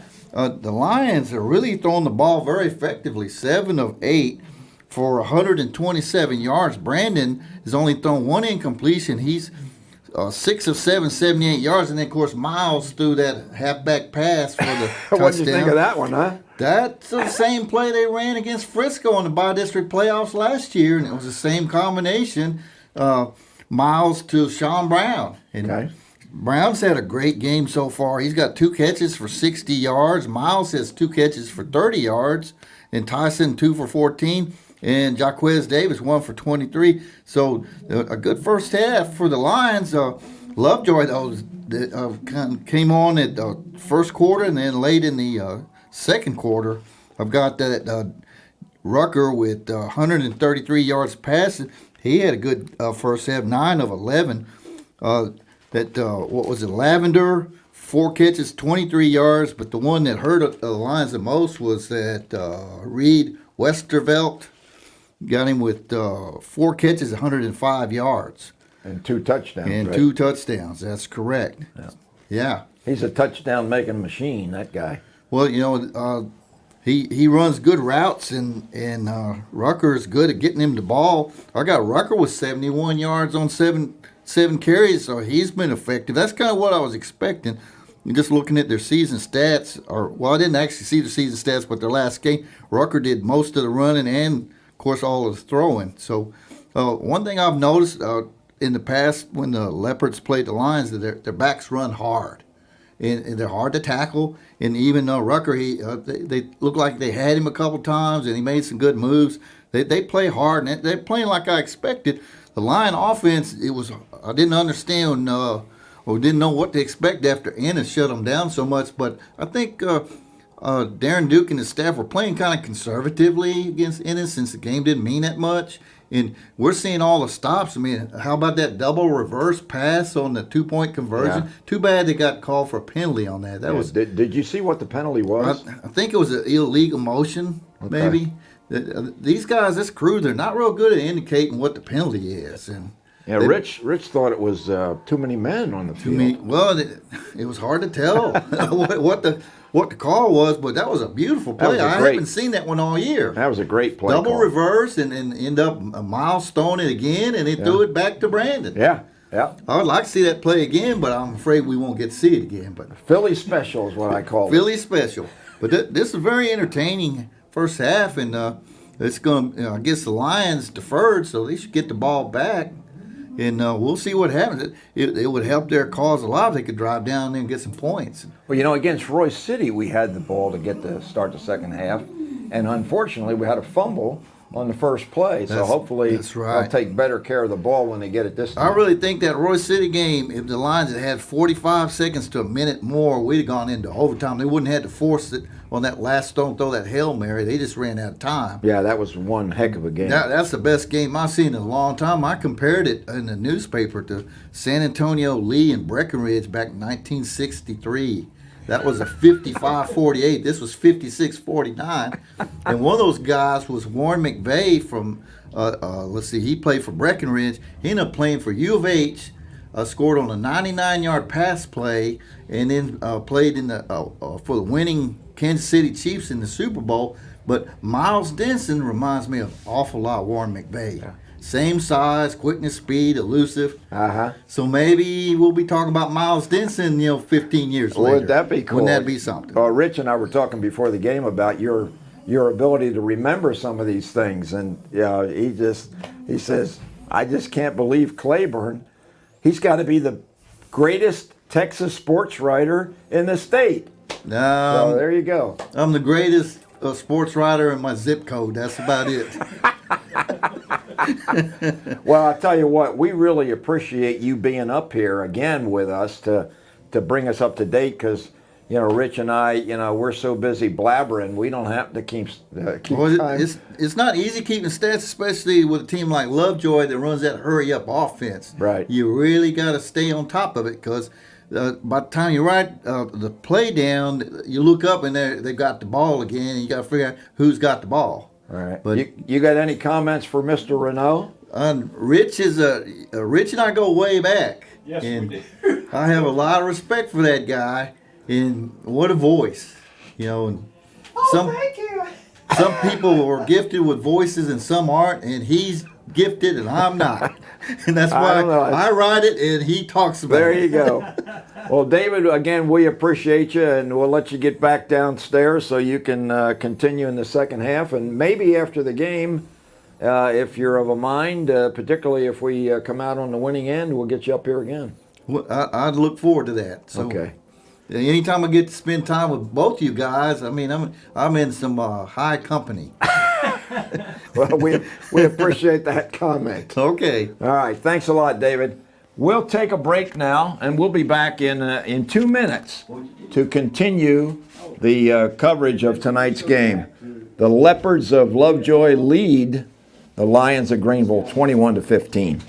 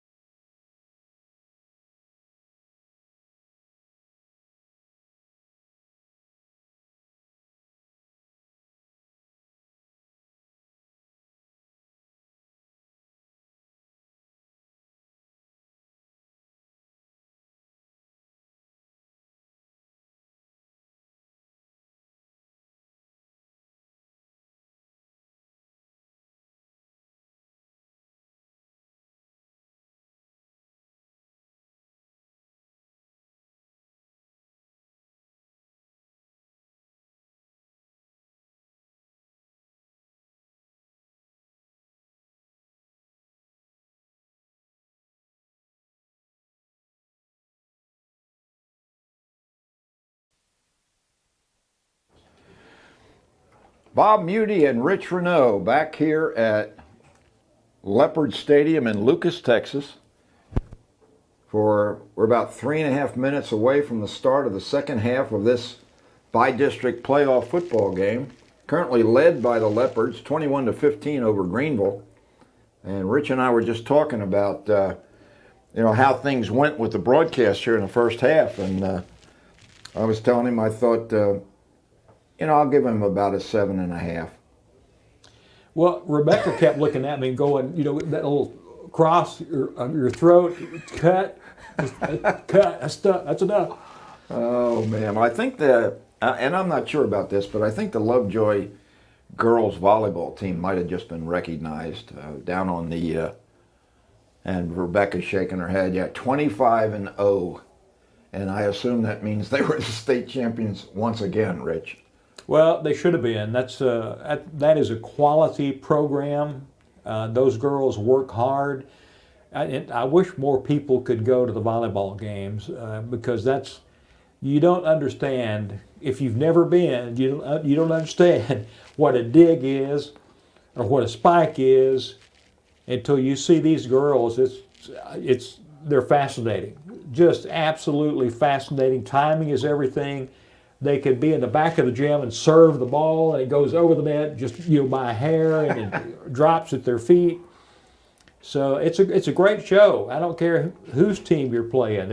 Go watch the volleyball girls. And the Greenville Lady Lions made it to the third round this year, and that's the second year in a row. In fact, they've been to the playoffs pretty regular here in the last few years. Excuse me, the Lions come out of the tunnel, and they're getting ready to start here in the second half. I want to correct myself on the touchdown reception on the pass from Miles Denson. That was Sean Brown with the touchdown, not Jaquez Davis. And I apologize to Sean. Apologies to both Sean and Jaquez for the misidentification. I thought we could send them a card. It'd be good. Yeah. That would be good. You and I can both sign it. Rich, put our pictures on it. He admitted to me that he knew it was Brown, but he didn't want to correct me. And I'm going, come on, man. All right, Lovejoy's on the near sideline. They're ready to roll. Lions on the far sideline. Pretty good crowd from Greenville tonight, Rich. I'm impressed to travel with what's going on in the world today, and having the wherewithal to, I'm going to go watch them play. I'm going to wear my mask. I'm going to do the 6 feet thing and support my football team from my hometown. And they've done that tonight on a beautiful night for football once again. I don't know exactly what the temperature is, but I'm guessing, Rich, it's probably in the 50s, maybe? That's what I would guess. 56. I'd guess 56. Okay. All right. I was going to say 54.5, but it looks like the flags have laid down. The wind's laid down because the flags are not blowing nearly like they were at the north end of the field. And we've got number 31 for Lovejoy ready to let her go. And the temp is 55 degrees according to Rebecca. Sean Brown takes the pop-over kick, calls a fair catch at the 33-yard line. That kick was by Carlock, and a very, very short kick. So the Lions are going to have really good field position to start here in the second half. They trail by 6. Very entertaining first half. A lot of fun to watch. If you want to come to a football game, this is the one to come to because these guys have been playing really hard on both sides of the football. I love it. Absolutely. And you're being treated to a really good one here for your first go-round in the booth this season. Brandon Stevens takes a handoff, or gives the handoff this time. I think that's Johnson in there. I'll make it Hugh Pitts. Short gain, maybe 2 on first down. Hugh Pitts. I'll take it. Yeah, we'll take all positive yards we can get. They call Pitts the June bug. He's pretty quick and pretty strong. Stevens rolling right now. finds his man. Denson has to go down to the ground to make the reception, unfortunately. A little bit short on the throw, but a completion for a gain of just 2 yards. He had 2 receivers over there, the one that caught the ball, and then there was one other one that was deeper, and I can't see his number to tell you who he is. But he's over there now again still. Yeah, Denson and Brown split out to the right. Denson now in motion. Stevens rolling, now going out to the right. Has time, now in a little bit of trouble. He finds Zy Tyson. Tyson's at the 50, 45, 40, 30, 35, 25, 10, 5, and I got it wrong again. But he's down very close to the end zone before he's forced out of bounds. Did you hear me with the 35, then the 25, and then back to the 35? I knew where he was going. I've done that before. I've done that a couple times this season, but it was a great catch and a better run by Zy Tyson. Great stiff arm down about the 3-yard line, or he might not have gotten that far. If he could have gotten around that one last leopard, he had been in the end zone. Lions knocking on the door here early in the second half. Stevens gives to the running back, and not much going, and now the ball is stripped away, and it looks like they're going to give the ball to Lovejoy, Rich. Yeah, they are. It was amounted to a scrum, and then the ball got stripped away. And in a scrum, if you strip it away, then it's your ball, and they've given it to the Leopards. That's really unfortunate. The recovery was brought out to the 11-yard line, and that's where Lovejoy will start it. This is a little bit reminiscent of the beginning of the second half against Royce City. Rucker takes and throws out to Westervelt. Yeah. And Westervelt's got a gain pretty close to 10 yards. Katie Johnson was out there on him and kept him from getting any further. Yeah, Kadarian's done a manageable, serviceable job on Westervelt tonight. He's really got his hands full down there. He can't let him get past him is the big deal. 2nd and 3.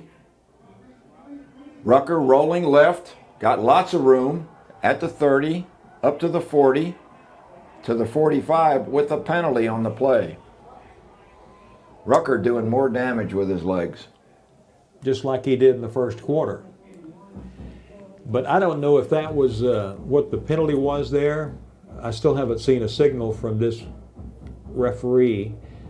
Looks like a hold. I thought that it may have been something against the Leopards, but had to be a hold by a wide receiver or somebody downfield, because they're stepping it off from the spot of the foul, and with the big gain, Lovejoy's going to have a first down at their 32-yard line. So again, the Lions piled a ton of yards, only to be stopped in the red zone, this time by a turnover. Handoff this time to, no, it's not a handoff. It's Rucker again, and he's thrown out of bounds on the far side by John Hill. Gain of about 4. I'm glad you could see his number. But he was able to keep up with him and take him out of bounds. They were watching for Rucker that time. Call it 2nd and 6. Ball spotted at the 36-yard line of Lovejoy. They lead 21-15. Trips right.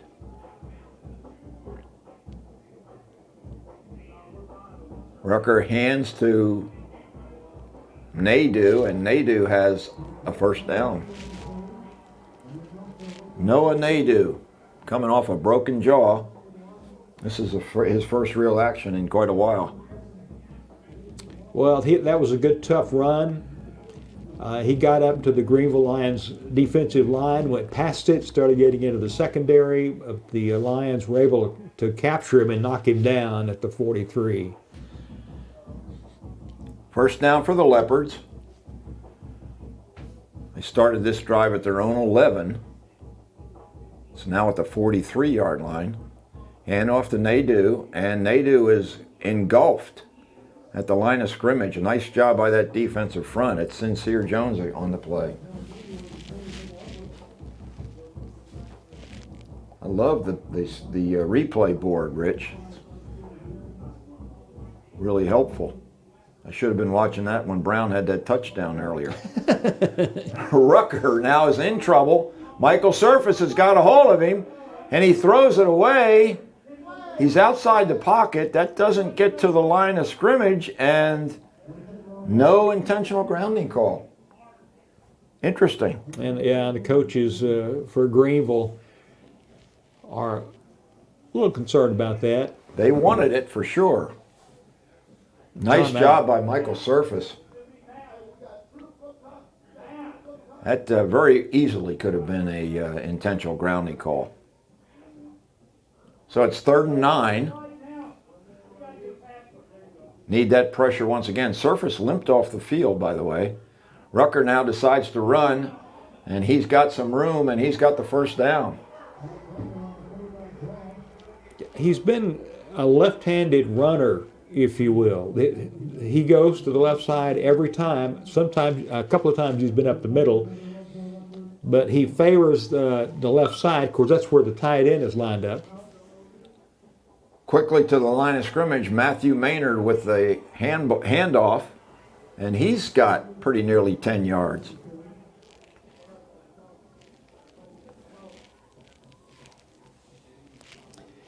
I think Wallace was what that took him down that time. Just had a message from one of our listeners that our camera needs to be raised.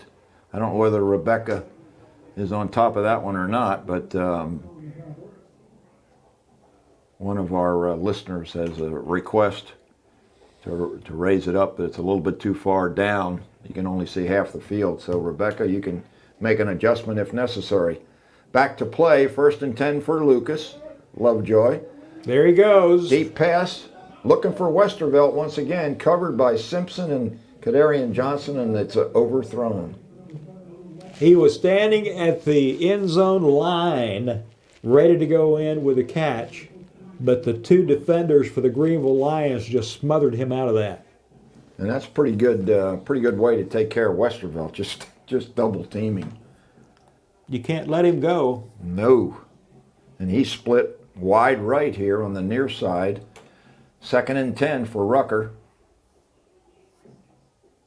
He's got it going around the left side, and he's got a first down again and maybe more. He's down inside the 10-yard line before he's brought down. They're using Westerveld as a decoy out to the near side. They were ready for him to get thrown to, and then he takes off. Rucker takes off to the other side, and just caught him napping. Now Maynard, on off-tackle play, slides into the end zone untouched for a Lovejoy touchdown.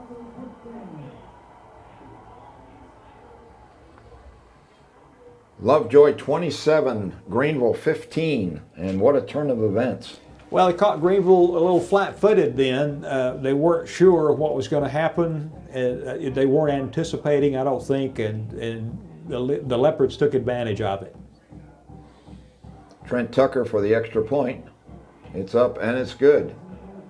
Leopards 28, Lions 15. We'll take 30 seconds to catch our breath and figure out how we're going to get this game to a closer score, Rich. We'll be right back.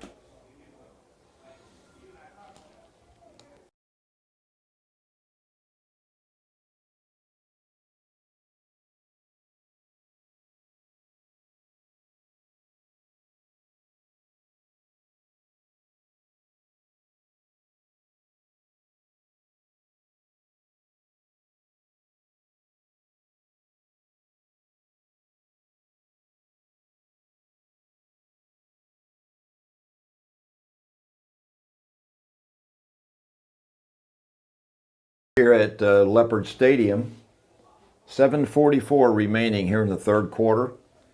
Lions marched smartly from the 25 down to the 3-yard line before they turned it over, and Lovejoy responds with a long touchdown drive of 89 yards. Here's the kickoff, taken by Sean Brown. Brown is nailed at about the 26-yard line of Greenville. Another one of those pop-up, they call it a pop-over. There's a variety of names for it. but it's always a short kickoff. It's high, and it's just kind of floating down to the surface and spinning with tremendous speed. And you've got to be ready to answer that kind of a kickoff. Greenville's doing well. Okay, so 1st and 10 for the Lions. Stevens rolling left, and he overthrows Tyson. Actually, that was between Davis and Tyson. I'm not sure who he was looking for that time. I think it was a little more Davis than it was Tyson, but it wasn't enough for Davis, and it's too little. First really poor throw tonight by Brandon Stevens. He's been, as David Claiborne indicated, he's been pretty much on the money. Yeah, he was rushed. Yeah, 2nd and 10. Denson in the pistol, goes in motion. There's a pass, low throw intended for Jaquez Davis, incomplete. I think he threw it before he wanted to, and the receiver just wasn't where he needed him to be to make that. And so now it's 3rd and long, and so the Lions need to move the ball. Davis looked like he was open. Maybe that ball slipped out of Stevens' hand that time. 3rd and 10. Big play for the Lions early here in the second half.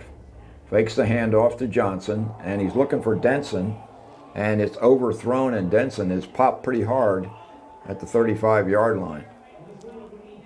He did. He was waiting on Denson, the defender was, and Denson just ran into a post that was sticking out of the ground and knocked him flat to the ground, and he gets up. He's okay, but he's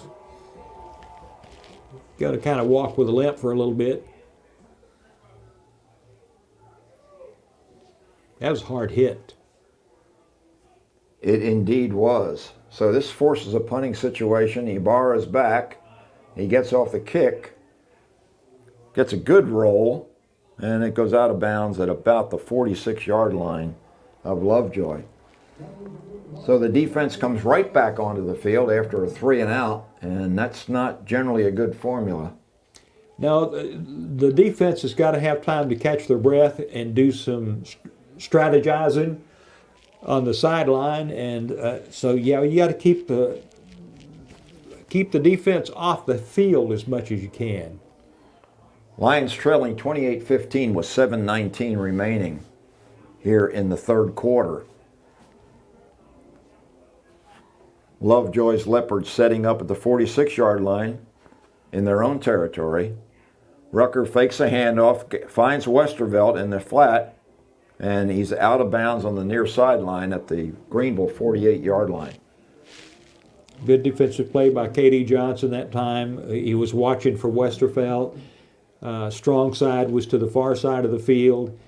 That's where all their blockers were, to try to come back and do something tricky. 2nd and 4. Handoff to Maynard.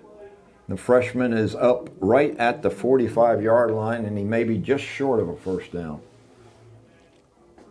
Both teams are chipping away at the middle of the defensive lines for either team, and they're able to take advantage of it in most cases. 3rd and we'll call it a short one for a first down for Lovejoy. Yeah, they don't need much. Well, the way Rucker runs, this is almost a given. In motion is the H-back. Rucker takes it. This time he hands off to Maynard, and Dyshawn Grigsby says, "Not this time." Woo, that was a hard hit. Boy, he really got great penetration that time and threw Maynard for a 1-yard loss, so this will bring up a 4th and 2. Great time for the Lion defense to make a stand. Lovejoy will go for it, and they better watch out for number 10, Rich. Once again, the H-back in motion, and here comes Rucker. And Rucker's got the first down and more. And he's finally brought down by Micah Simpson inside the 40-yard line of the Lions. Rucker is so quick, and it makes his decisions so quickly, and then he follows it through, and he's hard to bring down. just a good football player for a quarterback. He's pulling both ends of the ball. And we haven't said much about that Lovejoy offensive line, but those guys are doing a heck of a job. Rucker this time hands to Maynard. Maynard is stopped at the line of scrimmage. Once again, Grigsby and Sincere Jones. In fact, the whole defensive line for Greenville just overwhelmed Lovejoy that time. Yeah, Greenville is doing good at the line of scrimmage. They're clogging up those holes and they're warding off the blockers, and they're doing good with that. And notice Andrew Barr is in at the right defensive end.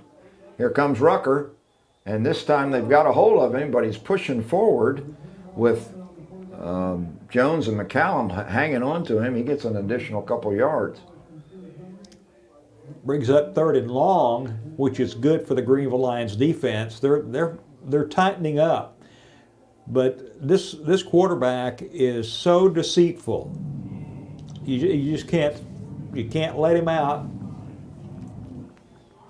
And Westerveld's over here to the near side, so they got him split out, and another receiver wide to the left side. So he may throw, and then he may not. But then It's looking like a throw, and he's got Westerveld once again for a first down.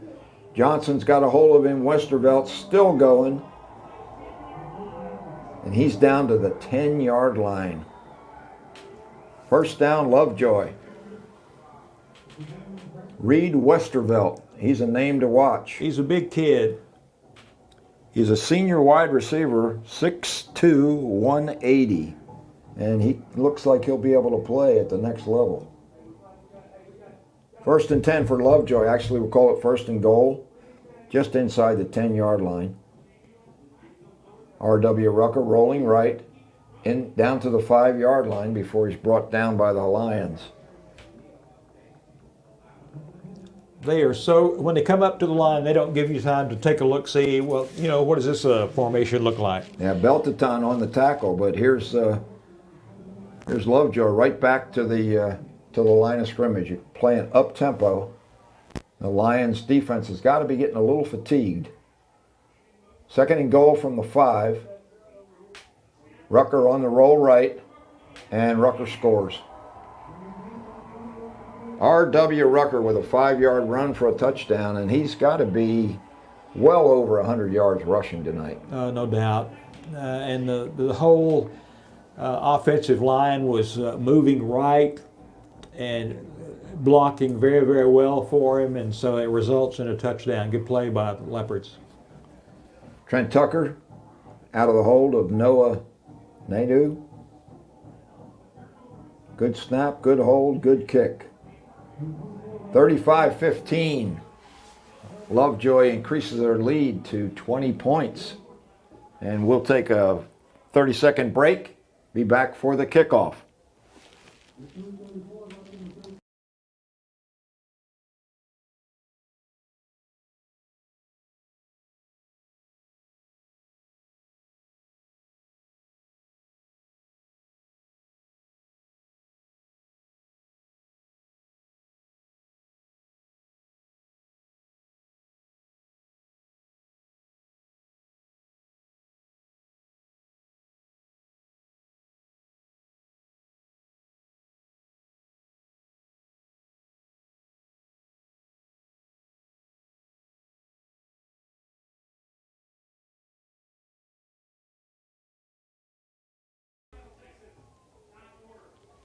I can't read the numbers. Is that Kenton Anderson? There'll be a short kick. They generally kick it to Sean Brown on the far side. Here comes Carlock's kick, and indeed it's going that direction. Brown takes it at the 25, makes a move, and he's up just past the 30-yard line. Yeah, that pop-over kick that's a stinger. That gives the kicking team, gives them time to get down and cover where the ball is going to pop down, because they know where it's going. But the defensive line doesn't know where it's going. And it just kind of, it's a good sting on their part. 35-yard kick, yeah, and it's high, like you said, so yeah, easy to get good coverage on that. All right, so Greenville setting up 1st down. Denson, handoff fake to him. And the throw is a little bit low, looking for Zy Tyson up at the 46-yard line. Yeah, Stevens was coming to the near side and looking down, and he saw the receiver, but they just couldn't connect. You're thrown against the grain there. You're rolling left and throwing back, and all of a sudden Brandon Stevens is having a little trouble finding his receivers. 2nd and 10. Lions need a good drive here and end up with some points. Hand off to OJ, and OJ has a gain of about 4 yards.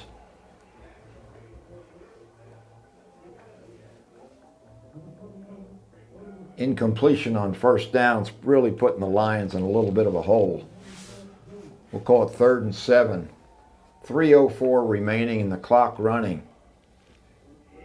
Trips left. Sean Brown's by himself way out to the right on the far side. Denson in motion. Fake to him. Here comes Stevens on a scramble. He makes a move and he's got a first down up to the 45-yard line and maybe beyond. Yeah, he got a little extra yardage on that, but that was a good job by the coaching staff to run that play because they could see what the tendencies were of the defense, and they caught them standing on the far side of the field, and Greenville brought it over to the near side and got yardage out of it and a first down. Been one of the most effective plays for the Lions tonight is Brandon Stevens on a keeper. This time he throws right, he finds Denson. Denson breaks a tackle on the far side, steps out of bounds inside Lovejoy territory.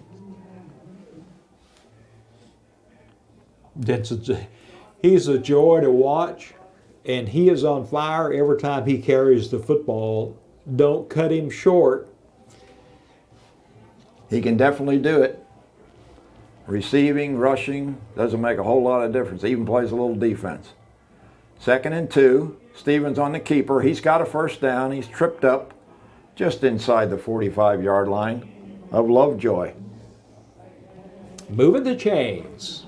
Moving the chains with 2:10 remaining here in the 3rd quarter. Lions down 20, 35-15 they trail. O.J. Johnson next to Stevens. Gets the handoff and he's got some room. He's down to the 30 and he's brought down just shy of the 30-yard line of Lovejoy for another first down.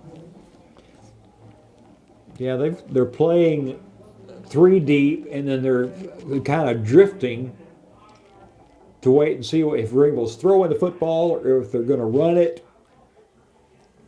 And now Greenville going tempo. Denson in motion, gets the handoff and cuts it straight up the field. And he's got about 4 yards before he's engulfed by the black-shirted Leopards. Blake Slaughter in there on the play again.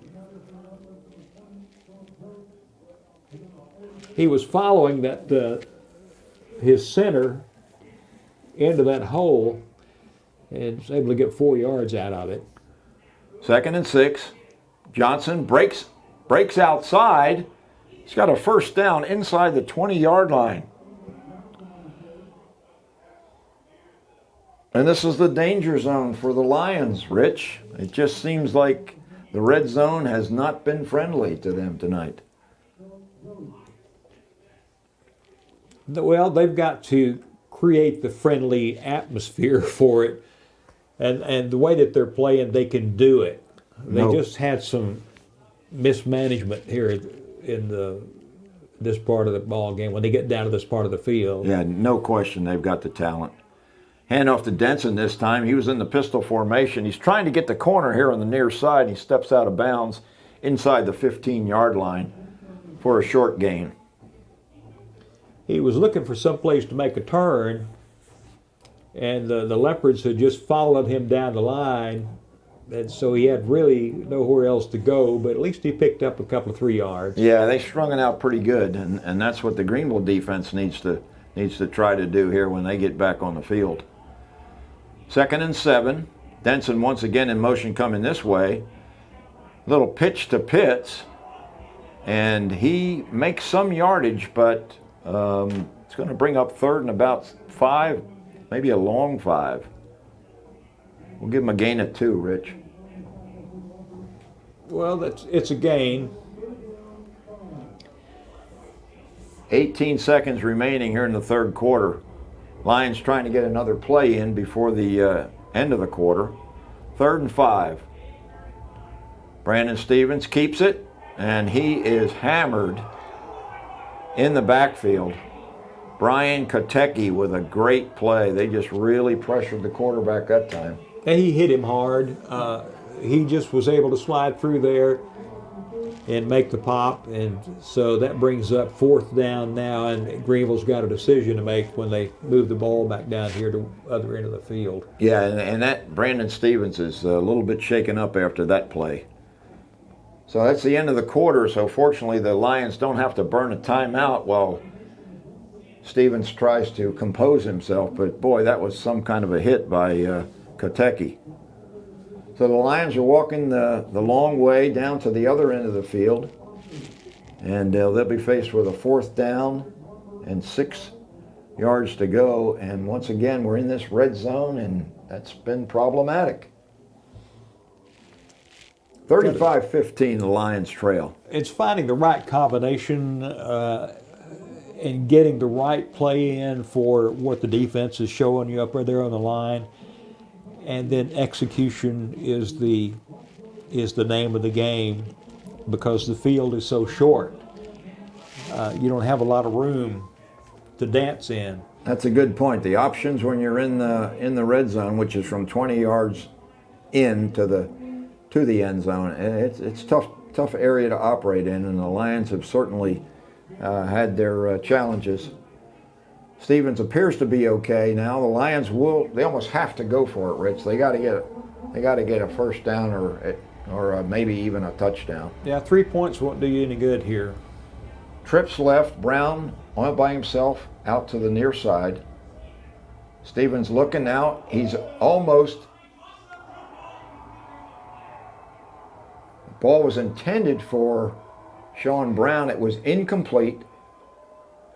And the Lions have turned it over on downs once again. A lot of pressure that time on Stevens. He just got that one away. Well, he had somebody coming from behind that was about to cut him in two.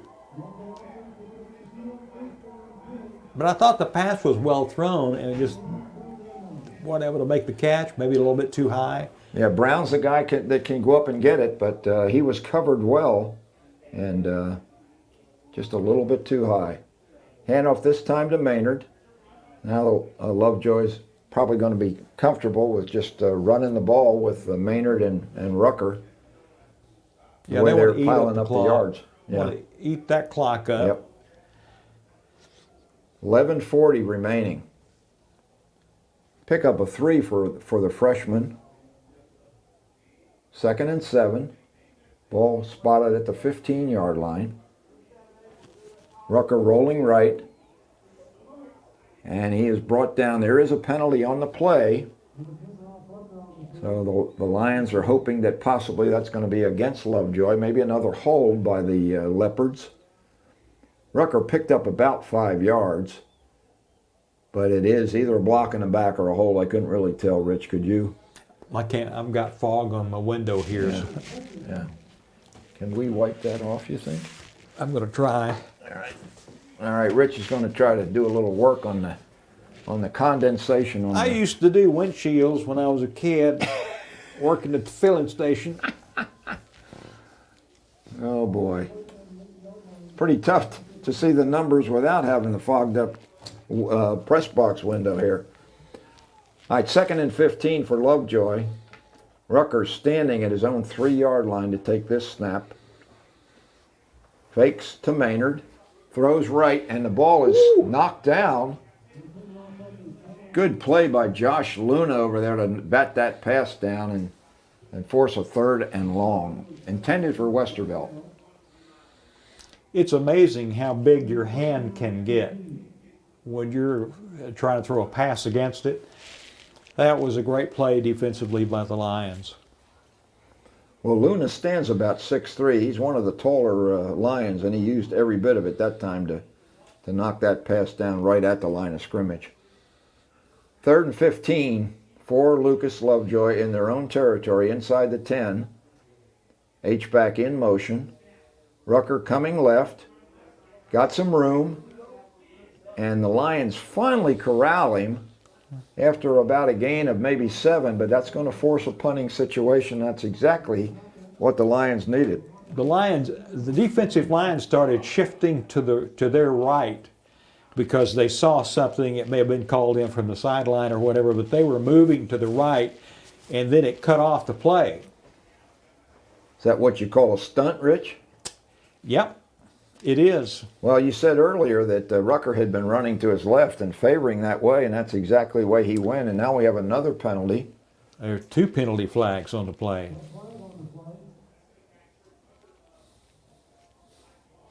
Possibly either procedure or delay a game, I'm not sure. I think we had too many men on the field. Okay, yeah, somebody just ran off. So that's an illegal substitution, I think is the proper vernacular. Yeah, that's the technical term. Yeah.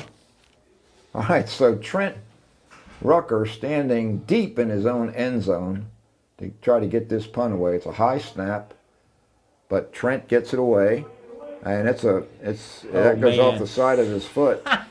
And the Lions are going to have really good field position inside the 10-yard line.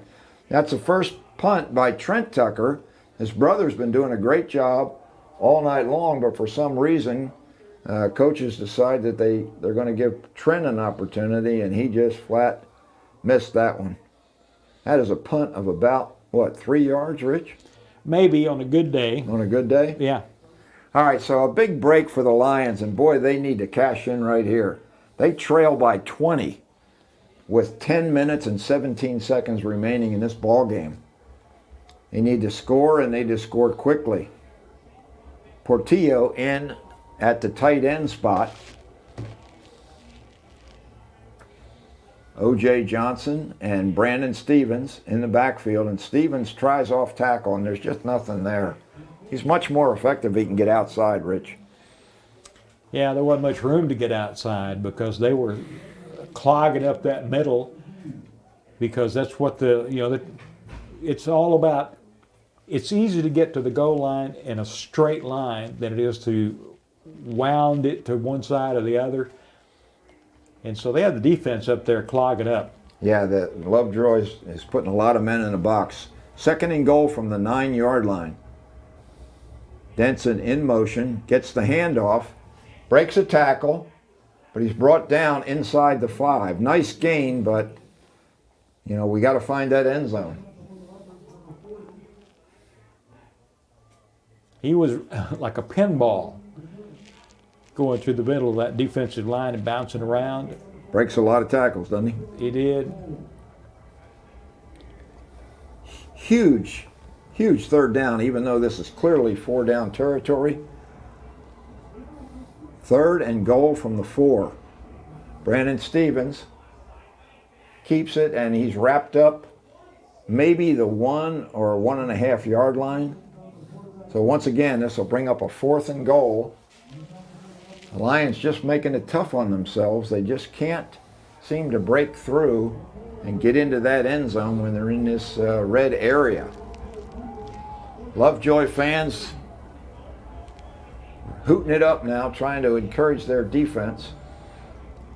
Well, the Leopards are making it as difficult for the Lions as they can. They've really been stopping up all the lanes here in this 4th quarter, been playing good defense. Pretty stingy. All right, big play. 4th and goal from the 1.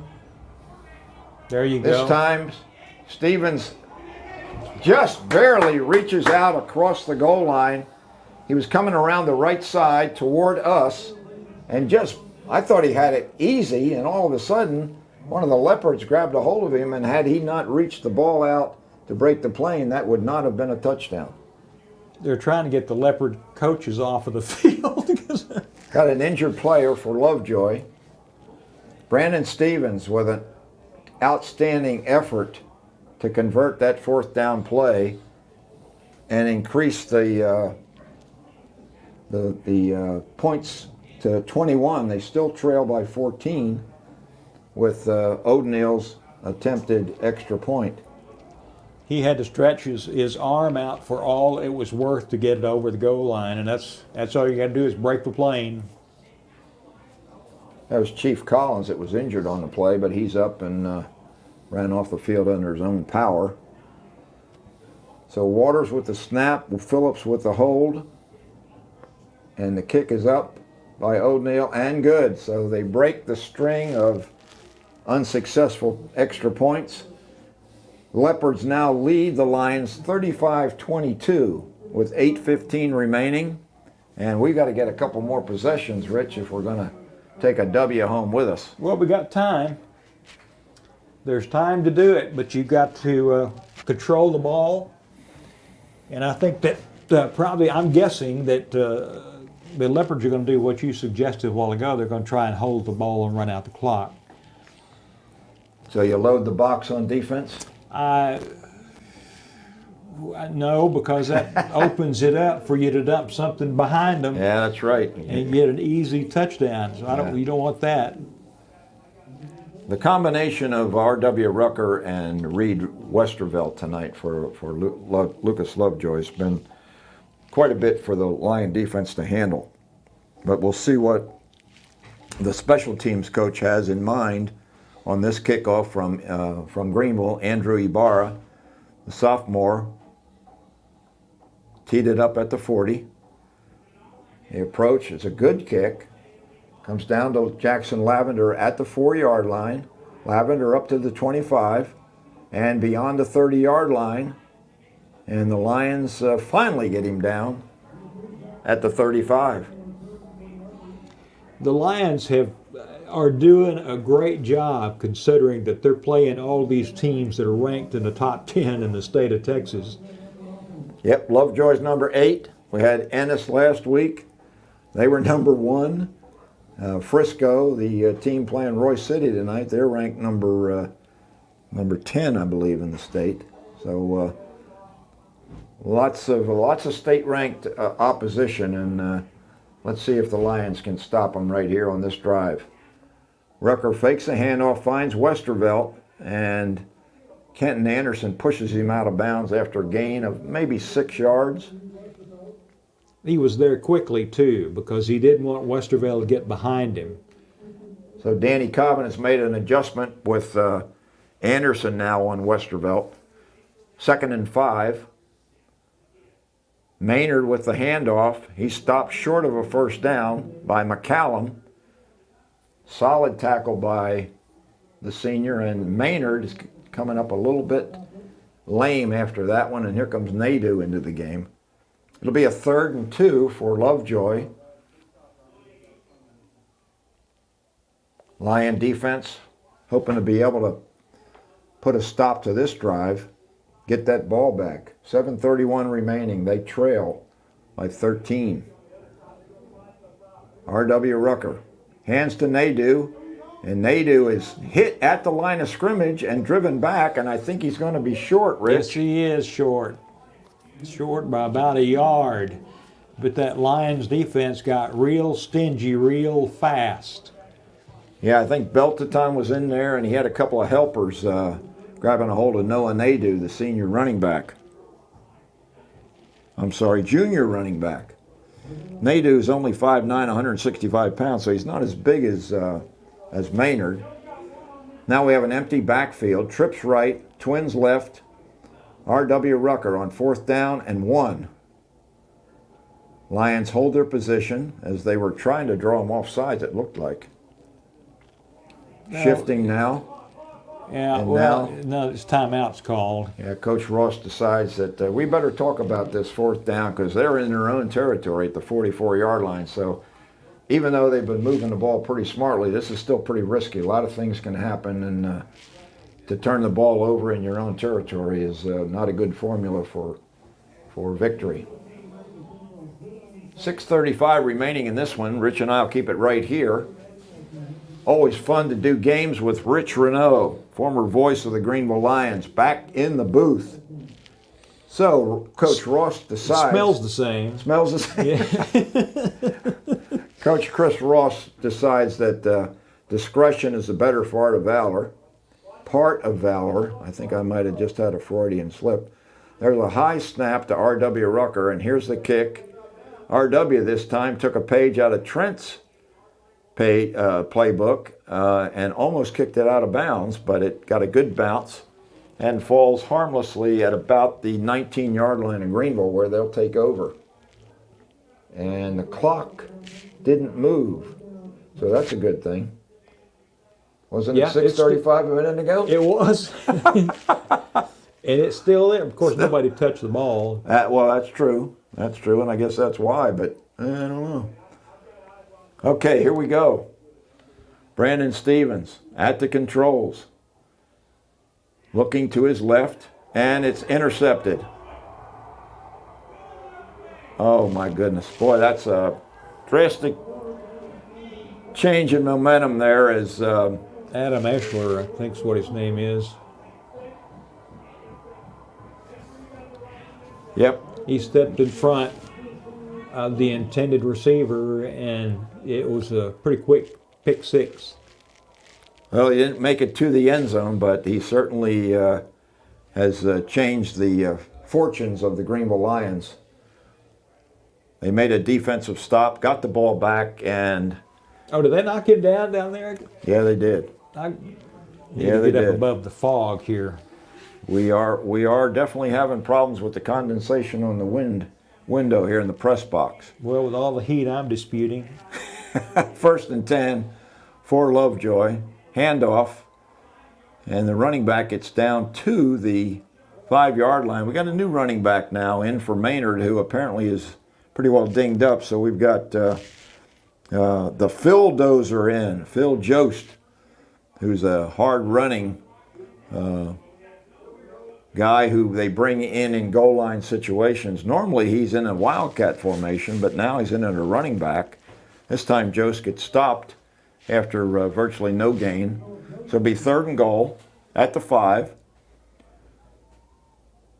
Jost and R.W. Rucker in the backfield with 2 H-backs. So it's a power formation, and Rucker's going to keep it. And Rucker is stopped short of the goal line. And somebody lost a helmet. Yeah, may have been Rucker that lost it. Yes, it is. Lions with a big stop right there.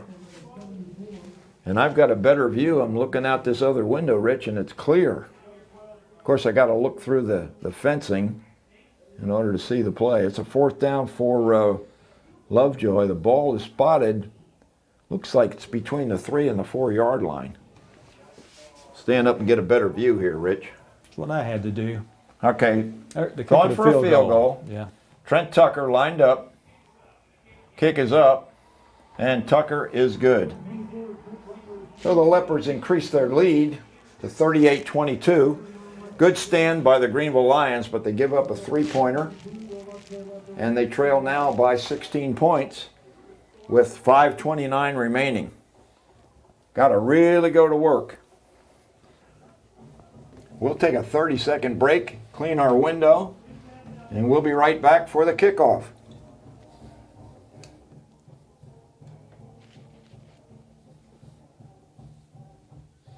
I knew these masks would come in good for something.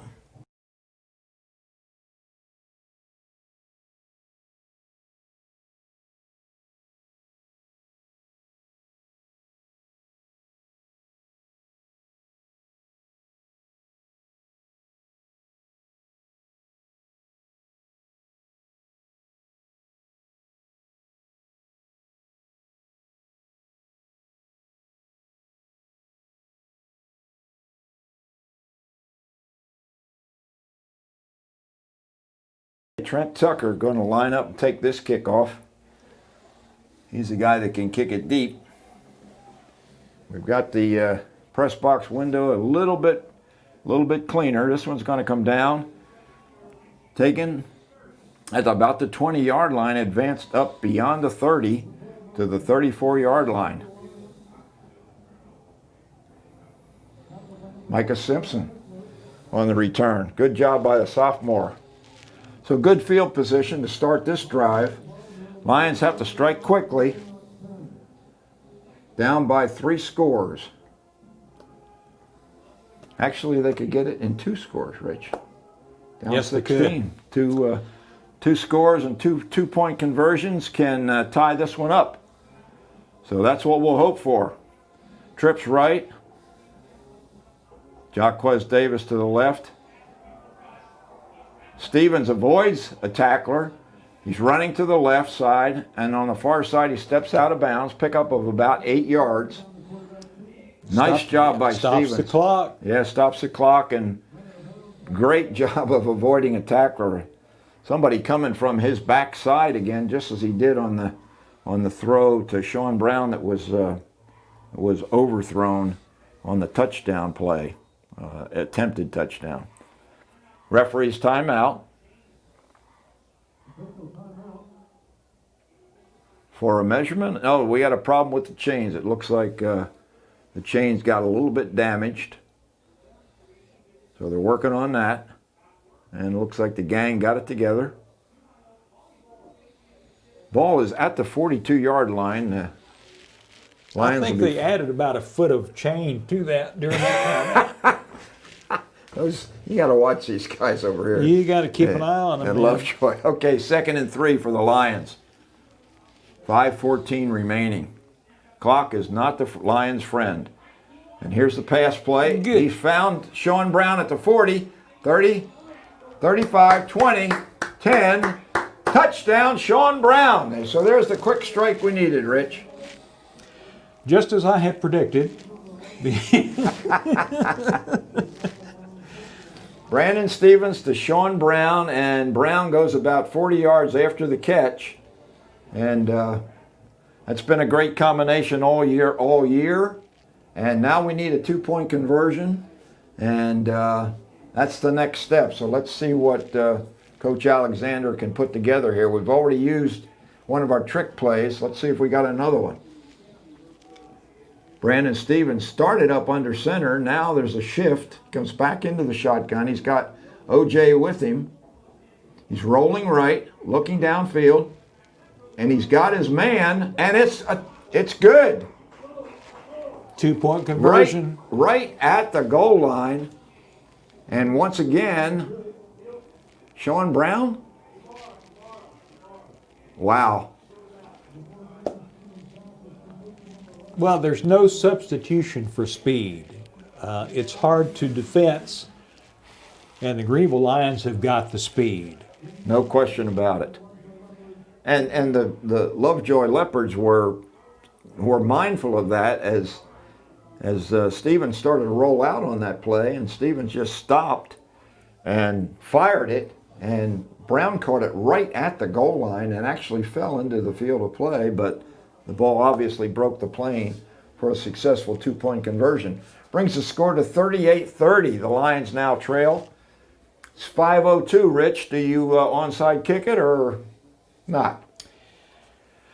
No, I wouldn't. But that's, I'm not coaching, but I would not do one. I think you're too close to striking distance here. But that was a great play because they shifted before they snapped the ball. That left the defense a little stutter stepping, and Lions got on the scoreboard. Ibarra does indeed kick it deep. Lavender takes it at the 10.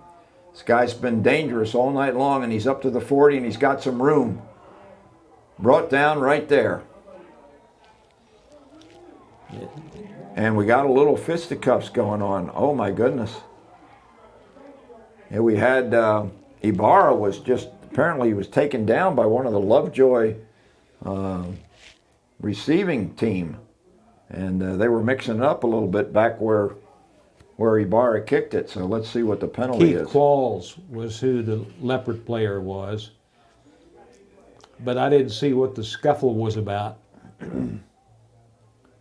Well, this is a time when frustration can seep in on a team that's losing. Let's see what it was.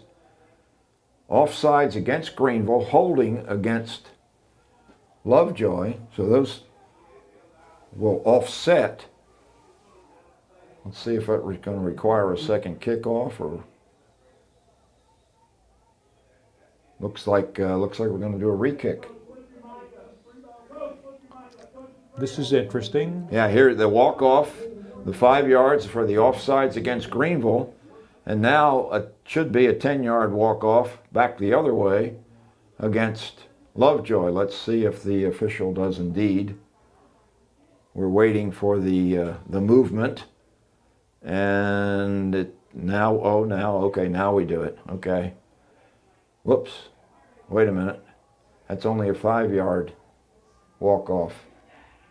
Well, I think they were offsetting penalties. Okay. Okay. All right, so he just spotted the ball at the wrong place. Yeah, he did. Okay, he realized his mistake. Here comes Ibarra. Puts a good leg into it.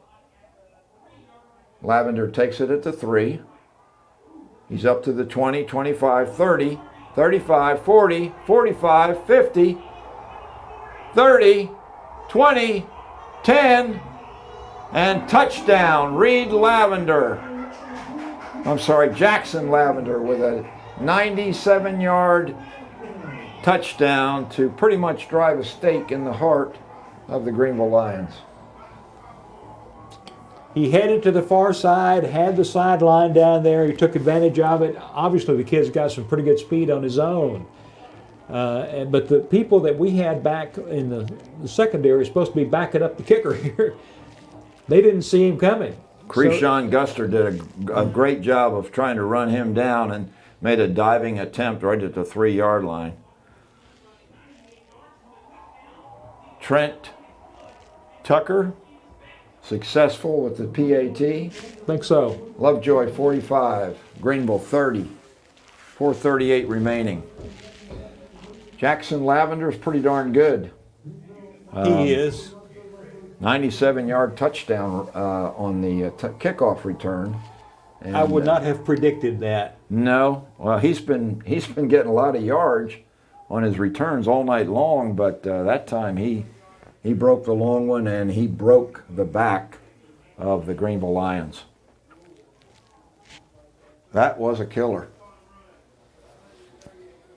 Back to a 15-point margin. Well, now with 4:38 to play, you're not totally out of the ball game. No, you're not. Still need at least one 2-point conversion, 2 scores, and a PAT, and that 15 points would tie it up again. And a partridge in a pear tree. So That's exactly right. it could happen. There's been more miraculous things happen in football than 2 scores in 4 minutes and 38 seconds. Here's Garlock's kick. Once again, it's taken at the 25 by Brown. Brown has a little bit of room, but he's corralled at the 33-yard line by a host of black-shirted leopards. Yeah, they got him hemmed in over on this side. He didn't really have anywhere to turn. He was trying to get back to the middle of the field where he could have cut across and perhaps scored, but they were cutting that trap. They were cutting off that trail.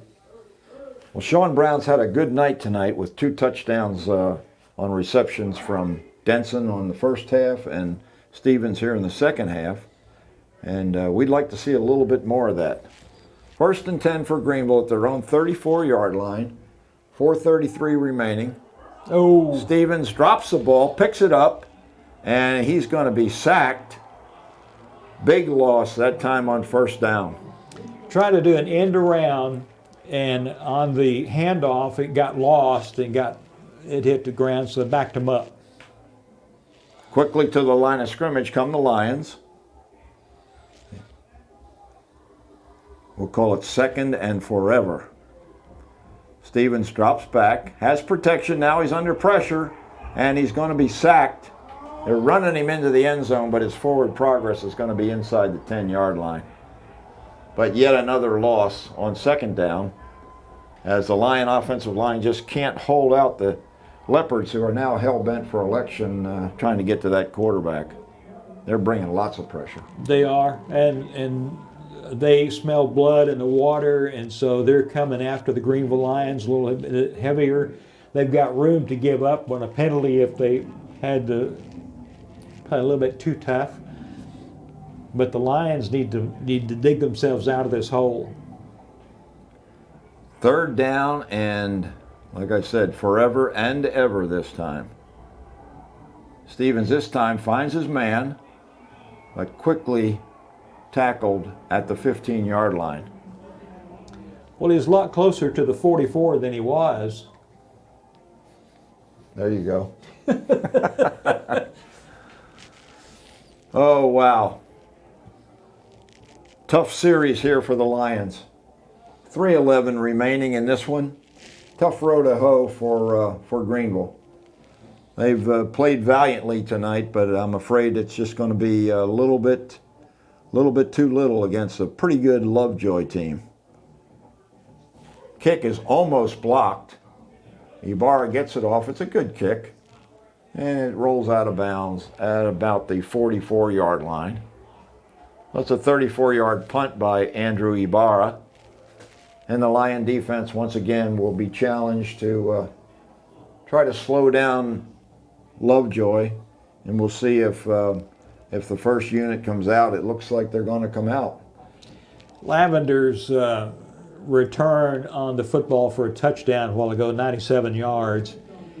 That'll kind of take some air out of your sail. And so the Lions need to kind of regroup here with 3 minutes to play. It's not impossible to put another score on the board. Well, the first unit's still in there for the Leopards, and Rucker is thrown for a loss. Good defensive play that time. And it looks like Ibarra and maybe McCollum on the tackle. This window is becoming a real problem for Rich and I. Very difficult to see through this window right now. Looks like the Lions maybe have called timeout. Protect a little bit of that clock. Loss of a yard and a half that time, as Rucker is finally brought down for a loss. I don't think they've thrown him for a loss too many times tonight. Nope, not at all.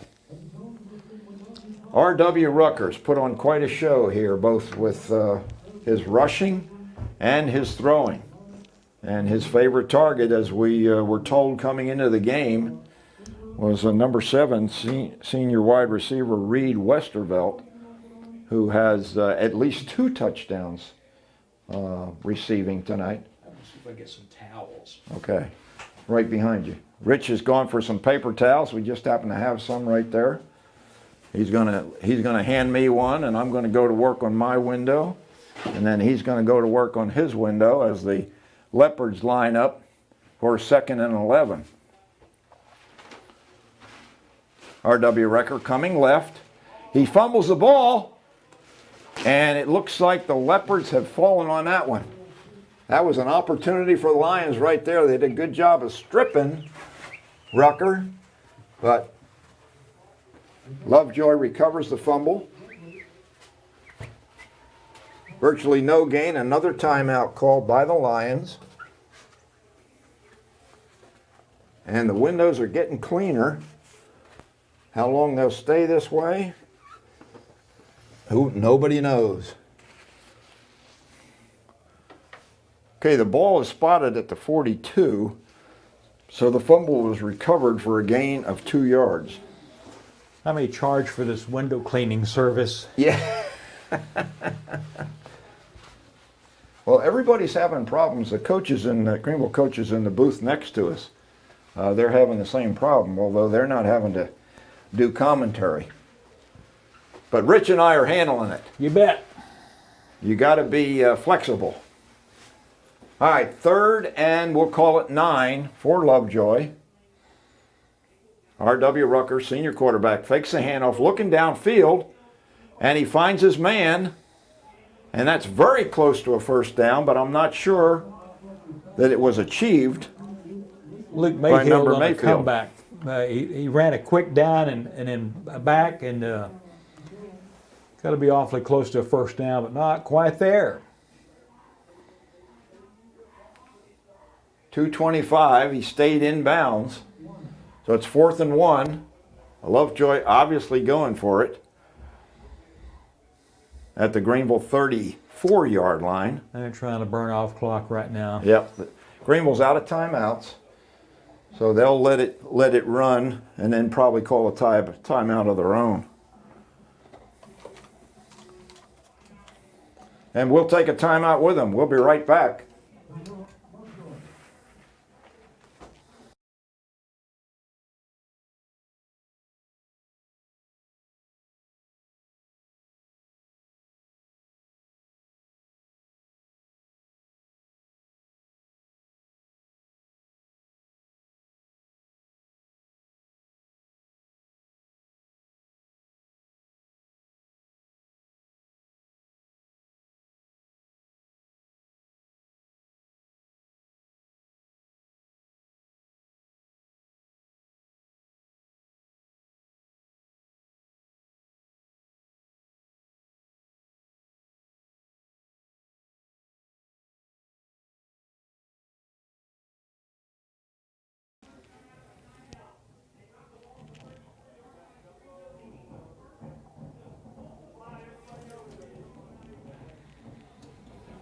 Okay, 4th and 1. Rucker in the shotgun. Hands to Joyce, but there's a penalty on the play. Did you see anything there, Rich? Well, I think there's probably going to be holding against the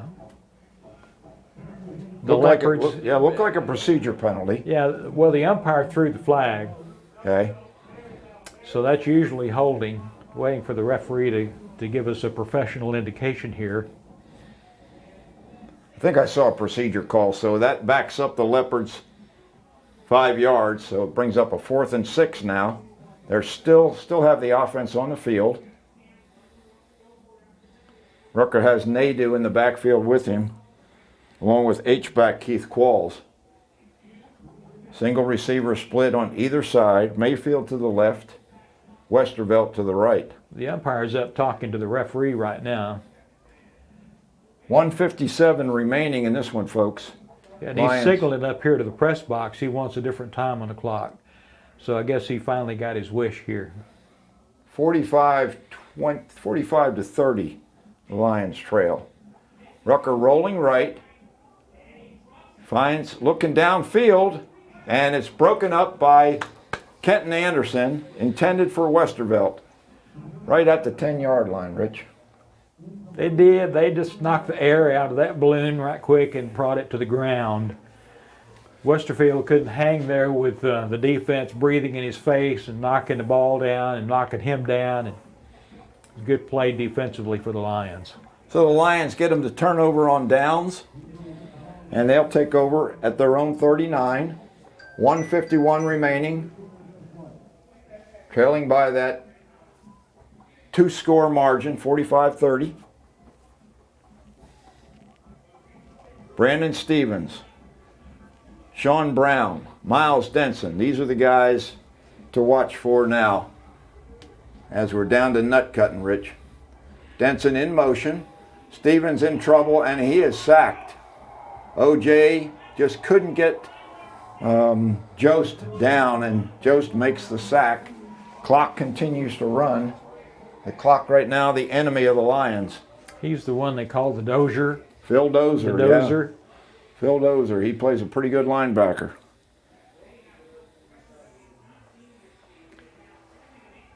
Greenville didn't have much time to shop the store, so they need to get down there and get something to get out. Quick pass out to Denson, who steps out of bounds at the 37-yard line. Short pickup. Bring up 3rd and long. The sacks here, just here in this 4th quarter, have been devastating to the Lions. The pressure from Lovejoy has just been outstanding, and the undersized offensive line of Greenville's just not been able to hold up to the pressure that's being put on by these guys in the black shirts. Here's 3rd and long. We'll call it 12. Rolling left. Now coming back to his right is Stevens. He's still in trouble. Now he's broken away. And now he's hogtied. Dylan McGee and a couple of other Leopards bring Stevens down for another loss. They had a receiver open down at the Leopards' 45-yard line, but he came open just as the defender was getting a hold of Stevens and backed us up. Yeah, 4th and 17 for the Lions. Last gasp here. Stevens looks, brings it back, throws. A little bit behind Jaquez Davis and almost intercepted off the hands of Davis. So a turnover on downs by the Lions. Desperate to try to make something happen with 36 seconds remaining. They turn the ball back over on downs to the Leopards. And Lovejoy's going to advance here in this by-district contest at Lovejoy's Leopard Stadium. Well, the Lions have given them a game, and they've been they led at one point. They played hard, but you're just outnumbered here with the talent they've got on this team at Lovejoy. Yeah, we talked about the size of the squad. There's just, they must have, what, 20 or 30 more players on the squad than Greenville has? Yeah, at least. So R.W. Rucker takes 2 steps forward out of his shotgun formation and kneels down. And we got a little spin around between Mayfield and Westervelt in celebration of this win for Lovejoy, as the Leopards will advance. Final score here, 45-30. Rich and I will be back as you watch the players sometimes do a handshake, sometimes do an air shake. But as you watch that, he and I will talk a little bit about our final comments, and we'll be back in about 60 seconds.